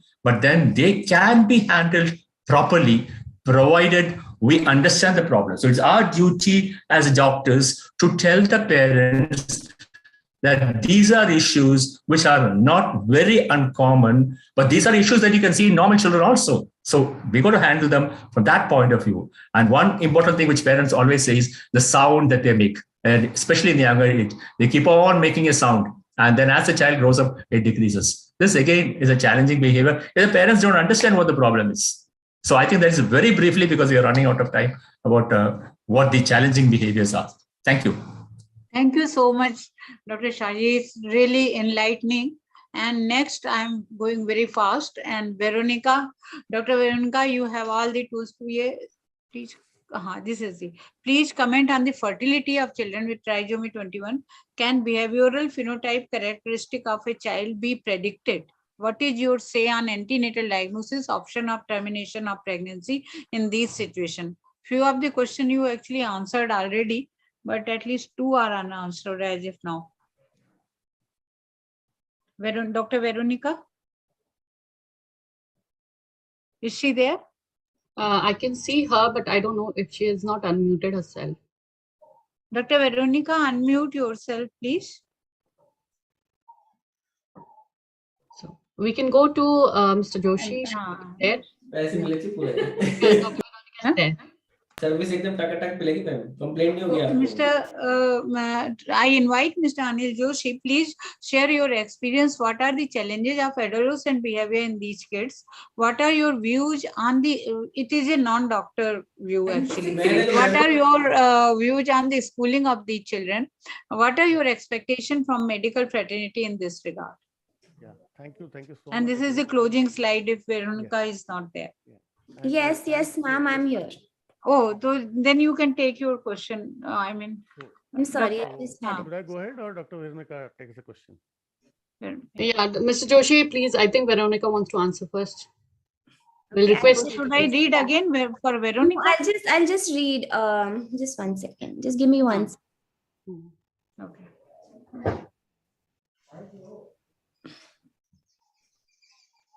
By then, I want to thank the I doctor. think about the, so I would like to answer the third question first. What is your say on the antenatal diagnosis and the option of termination? So the option of discontinuation is a right of the parents. And if we are well within our 24 weeks age limit, and if the pregnancy has been confirmed to have trisomy 21, the parents should be told about the nature of the disease and what they are in for. And if they wish, 24 weeks is allowed. About up to 24 weeks of gestation is now allowed. And if we are sure that the baby has Down syndrome, we have to confirm it by invasive testing has to be done for confirmation. A discontinuation cannot be done on a basis of any of the screening tests available. And when I say any screening test, we include NIPT as well.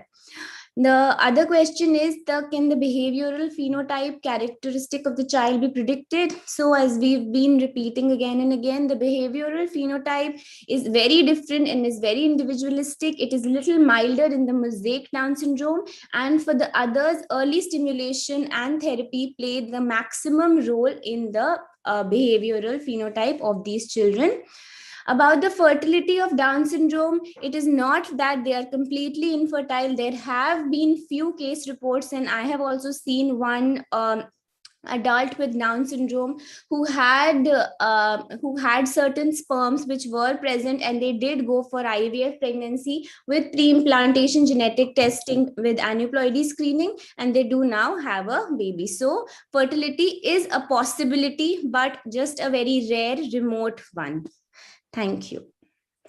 Thank you so much, Dr. Veronica, and thank you for participating with all your heart. Thank you Zealous. so much. Thank you so much. It was a pleasure. I'm now coming to Mr. Joshi. Thank you so much for staying for such a long time.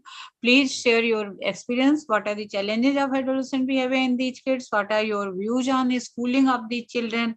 And what are your expectations from medical fraternity in this regard? Thanks so much. This is your voice is very low. So, is it okay now? Yeah, better. Okay. So both the things or three things are really very important. As Dr. Neena and Dr. Shaji explained it so well, we have to understand that as the children grow into adolescent age or adulthood, they by then majority of them have faced neglect and seclusion. Number one. Number two, they may not always be able to articulate what they want to say, and the parents and the surroundings around them may have failed to understand their behavior. So this can be addressed through a new hope which is given to us through new education policy, as well as the agenda called inclusion. And we all have to work together to make inclusion happen, because if that doesn't happen in a right way, the way it should happen, it acts as a double-edged sword. So inclusion can be disastrous if not implemented properly.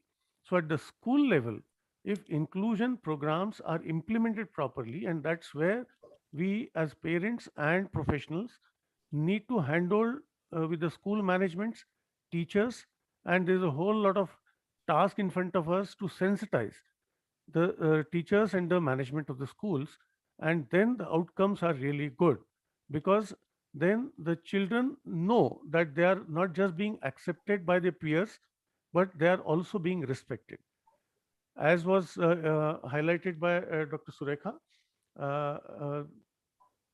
our children do have all the emotions, and they may not be able to express it in the correct manner, and that's where the society fails them. So when this is labeled as behavioral issue and the person is referred to a specialist, either a psychiatrist or some other doctor, that is where I have an expectation from pediatricians, because you all pediatricians are like our family personal physicians for our children. You have known the child nearly since his birth and the way he has progressed. So the transition from his age has to go through you, so that if there can be a handholding or by way of information sharing about a particular case to different specialties. For example, in case of my daughter who is 28 years old, always the pediatrician still intervenes and he suggests, because he can communicate with the different specialists, whether it is endocrinologist or a psychiatrist or somebody else, about the condition or a specific case. If that can be considered, I know this will be too much of an ask, but then this is the only way which I find yielding fantastic results. And number two, a prayer to all the doctors is that as the child is grown up beyond 16 or 18, please respect his identity. Establish a rapport with him and to be supplemented by the parents who can be the extended caregivers now, because that person doesn't like that his identity is not getting respected. If he fails to communicate, then the parents are anyway there to provide you all sort of background and information. And last and the most important thing, in many cases, the behavioral issues are addressed with medicines without giving regards to the reasons why it is happening. And this is where the background history is important. The specialist may not have time, so strong suggestion is that maybe a clinical psychologist or some therapist who has worked very closely with the child can be consulted before we administer medicines, because once the person is on medicine, then it can be a habit. So because our children with Down syndrome, when they grow up, we have to respect them as grown-up men and not address them as kids. I see many social media posts saying that my 40-year-old kid is still a kid. No, he's a grown-up man, and he likes to be called and respected as a person. So if we can start doing this, I'm sure the changes will happen soon. And last point, as it's well documented and well known, our children may be prone to anxiety and depression, which anyway can happen to us if we continue to be neglected and excluded for so many years. So with that, I'll close my note. Thank you. Thank you so much, Mr. Joshi. It was really great to share all your experience and all your guidance. And I hope that you keep on doing same for so many. So you have been doing mentorship for so many. So please continue doing that and be a help for all of us.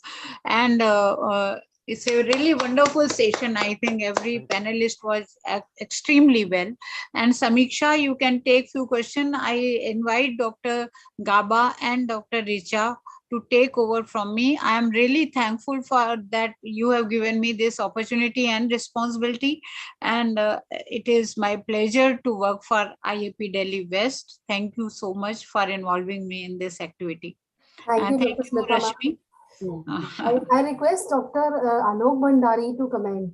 He is Joint Secretary Liaison from Central IAP. Dr. Alok Bhandari, sir. By the way, I would like Dr. Alok Bhandari, sir, if you are the chat connected box with is us. only filled with appreciation for the panelists. There are no questions as such. Everybody was very clear with the experience sharing. And in YouTube also, thank you, Dr. Vipul, for coordinating. In YouTube also, there were all praises for all the panelists. There were no any questions they don't want to ask. Yeah, and thank you, the doctors, that they have shared info in the chat box, which is very positive and so nice. And Dr. Yashwant Patel, please accept our gratitude and appreciation for assuring parents and rendering full support for such events in times to come also. Thank you so much. So, ma'am, no questions as of now. Thank you. Thank you. I thank all of you experts for excellent discussion. To have more and more seminars or webinars like today's. As far as today's discussion, doctors to learn better communication skills when dealing with breaking the news. And I request Rekha Ma to be give more and more skill tips to the doctors. We can arrange many seminars. Skill workshops with PSPS where we need to train the doctors and need to include it as a chapter in IAP and in the curriculum of MBBS. Apart from learning the medical issues, there needs to be a separate part 2 of dealing with the emotional aspect of the family and the children. And yes, Dr. Richa, I Thank agree, you. and I Done. have posted in the chat box as well that please do so. yes, It will be ma'am. done, ma'am. It will be done. It will be done. Dr. Gaba and Dr. We can Smita, assure. We I would can just, assure. I would just Yes. want to make a comment. Yes, sir. Yes, sir. It was really a wonderful interaction with, especially with the parents, especially with Rekhama and Dr. Shaji and Mr. Anil Joshi and Dr. Neena. I just want to make one point here. I think we all, at our level, may be doing a lot many things. We alone, we can, as a professional, I cannot do everything, right? Similarly, what I understood was that as a parent, they cannot do everything. So I think this is a wonderful interaction where I think the Down Syndrome Parent Society or the Federation should liaison with the Indian Academy of Pediatrics. Yes, sir, definitely. Type of license would definitely go a long way, and it's an eye opener for us. I don't think so. We were looking at Down syndrome from this aspect before this period. We were just dealing with individual cases at our own level. So I think this needs to come in because it would give a lot of support for these children from every aspect. That's my take on it. Thank you Dr. so much, Dhananjay. Dr. Thank you. Vikas. Thank you. Wonderful, sir. Thank you. Very well said. Rashmi ma'am, Mrs. Rashmi Joshi ma'am, you want to comment? Yeah, I want to give a thanks to everybody. I'll just read what I have written for you, and it's really from my heart. Good evening. I'm very happy to deliver this vote of thanks, both as a parent and president of DSPS. As a mother, it was extremely heartwarming for me to see all the expert panelists taking keen interest in a topic so dear to our hearts. I'm well aware that all of you must be having a very busy schedule, yet you set aside so much time to interact with us to discuss such an important topic of sensitizing the pediatricians about breaking the news of the arrival of a child with DS in the family. So my heartfelt thanks to you all. We are aware that handling the patients is included in the MBBS curriculum, but I can imagine how inadequate it must be in real life situations, leaving it to the young specialists who find their own way as they grow in their practice. While every healthy newborn must be a matter of joy for everyone, arrival of each special child must be stressing out all of you, leaving a nagging doubt in your mind about whether you handle the situation correctly. There are no guidelines for such situations, and I think deep empathy goes a long way in making matters easier. We are also aware that though Down syndrome means a world to us, it is only a small blip on your professional horizon, as you are required to handle so many diseases, conditions, maladies, and syndromes every day. That is why it warmed our hearts to see all of you coming together to specifically discuss such a delicate and sensitive issue. It sounds so formal to offer a vote of thanks after such involved and heartfelt discussions. Yet, we really wish to express our deepest regards and gratitude to Dr. Ramesh Kumar for coming forward to handle with the parents and sharing his words of wisdom. Doctor, our deepest regards and gratitude to Dr. Yashwant Patil for being with us and sparing his precious time for us. Our gratitude and thanks to Dr. Deepak Gautam, President IAP Delhi, for your wholehearted support to the event. Dr. Uday Bodankar, sir, we really appreciate you for sparing your time despite your busy schedule. Thanks a lot for your valuable guidance and providing us immense support as always.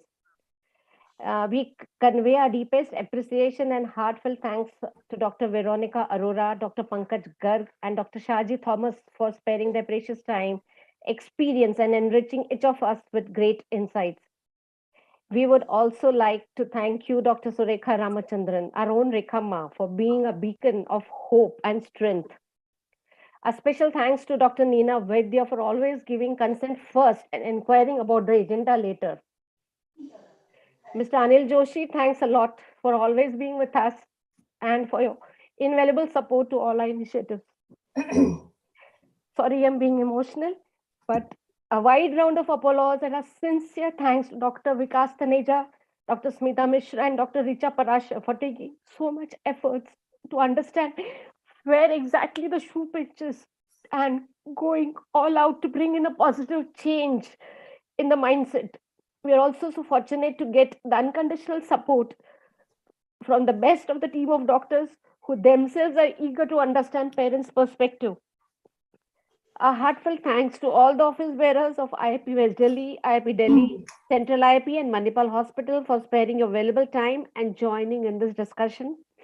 I thank all the participants for your dedication to attend this session and invite you to stay with us on this beautiful journey of making the lives of our children better. Thank you. Sorry. Thank you.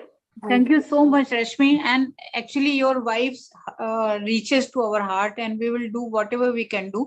But and Samiksha, and I really want to express and extend thanks to Dr. Gaba.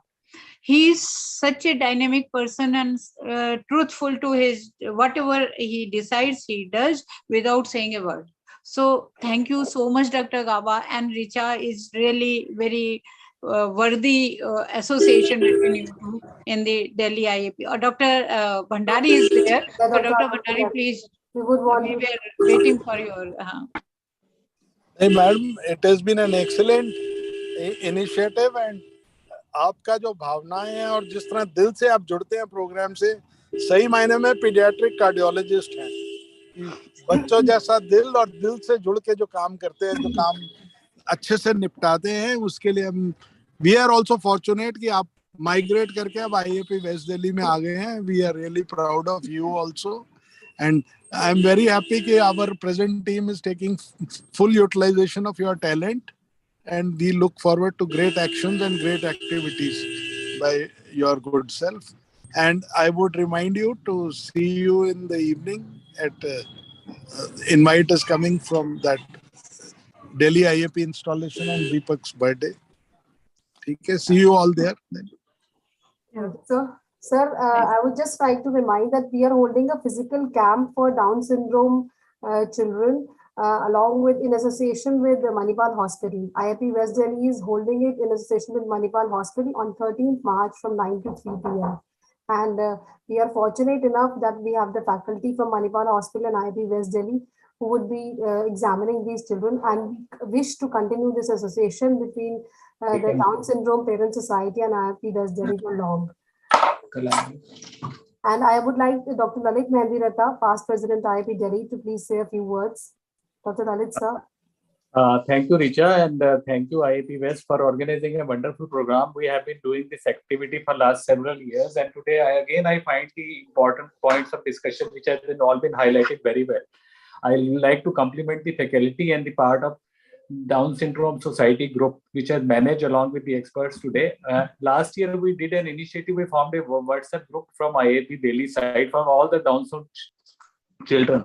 So it was decided that whosoever sees the Down syndrome will inform the Down syndrome society and will make a WhatsApp group so that we can help them in all the pediatric problems they encounter. Any problem of any kind, they can be there in WhatsApp group. Am I audible, Richa? Yes, sir. You are very well audible. So that WhatsApp group has been formed. Your voice is breaking now, Dr. Lalit. So we have been interacting with those groups anytime they and it's okay now? Yeah. It's okay? Yeah. Hello? It's okay. So that WhatsApp group a WhatsApp group was formed, so it was decided. So anybody who from IAP Delhi, from whosoever Down syndrome sees a child, will put the child in that group, and any child with Down syndrome with any problem will be put in the WhatsApp group. Basically, parents group was formed. So that group is still existing. I will give you the details. And secondly, the second important initiative which was left last year was to visit the Down syndrome society group, which you have been already planned. I think that is wonderful. We want to physically visit those societies and find out what the problems actually are. So that's a wonderful initiative taken by IAP West Delhi. I really congratulate you for all this program. Wonderful. Just please go ahead with that physical visit by our doctors to that society, which we have been planning for years. Because of the COVID, we could not make it. And thank you for the IAP team. Wonderful job. Thank you. Thank you, Dr. Lalit. I would now just give a vote of thanks on the behalf of IAP West Delhi. I want to extend my deep gratitude to Central IAP President Dr. Ramesh Kumar Sir, to Dr. Alok Bhandari, Joint Secretary Liaison, to Dr. Uday Bodhankar, who's he's the Executive Director from ComHead, and Dr. Yashwant Patil, International President ComHead, for gracing out this occasion. It was an honor for all of us to learn from the eminent faculty of parents and of doctors. And Dr. Surekha Ramachandran, President DSFI, ma'am, has got her energy was really contagious. And I want to congratulate her for creating so many support groups pan India. And I truly appreciate the hard work of Rashmi ji, President DSPS, and Samiksha Madam, Secretary DSPS, and Deepti Madam for her support throughout this. And I wish to continue this association for long. And I want to thank Dr. Deepak Gautam, President IAP, and Dr. Pankaj Garg, Secretary IAP Delhi, for explaining to us how to actually break the news and what words to use meticulously while we are dealing with the child. I extend my sincere gratitude to Dr. Devendra Gaba, President IAP West Delhi, and Dr. Smita Mishra ma'am for conceptualizing the program wonderfully. And I'm grateful to Dr. Shadi Thomas and Dr. Neena Vaidya and Ms. Anil Joshi for sharing their knowledge, expertise, and their life experiences with us. It was really enlightening. And I want to thank all the panelists. I want to thank Dr. Vikas Taneja, Dr. Veronica, and again Dr. Pankaj for sharing their expert opinion with us. I also want to thank the executive board members of IAP Delhi and West Delhi and Dr. Vipul Jain for standing throughout this event and for all such many events that IAP West Delhi organizes. And I sincerely want to extend my thanks to the parents who have logged in, to Shweta, who has shown her wonderful kit to us, and to our loving children who have been our actual teachers, and to all the members who were there with us for today. I thank you. Thank you. Thank you. Thank you, everyone. Thank you It was so much, IAP nice, West Delhi team. nice discussion. Yeah. Yeah, it was really wonderful. Thank you, madam. Thank you.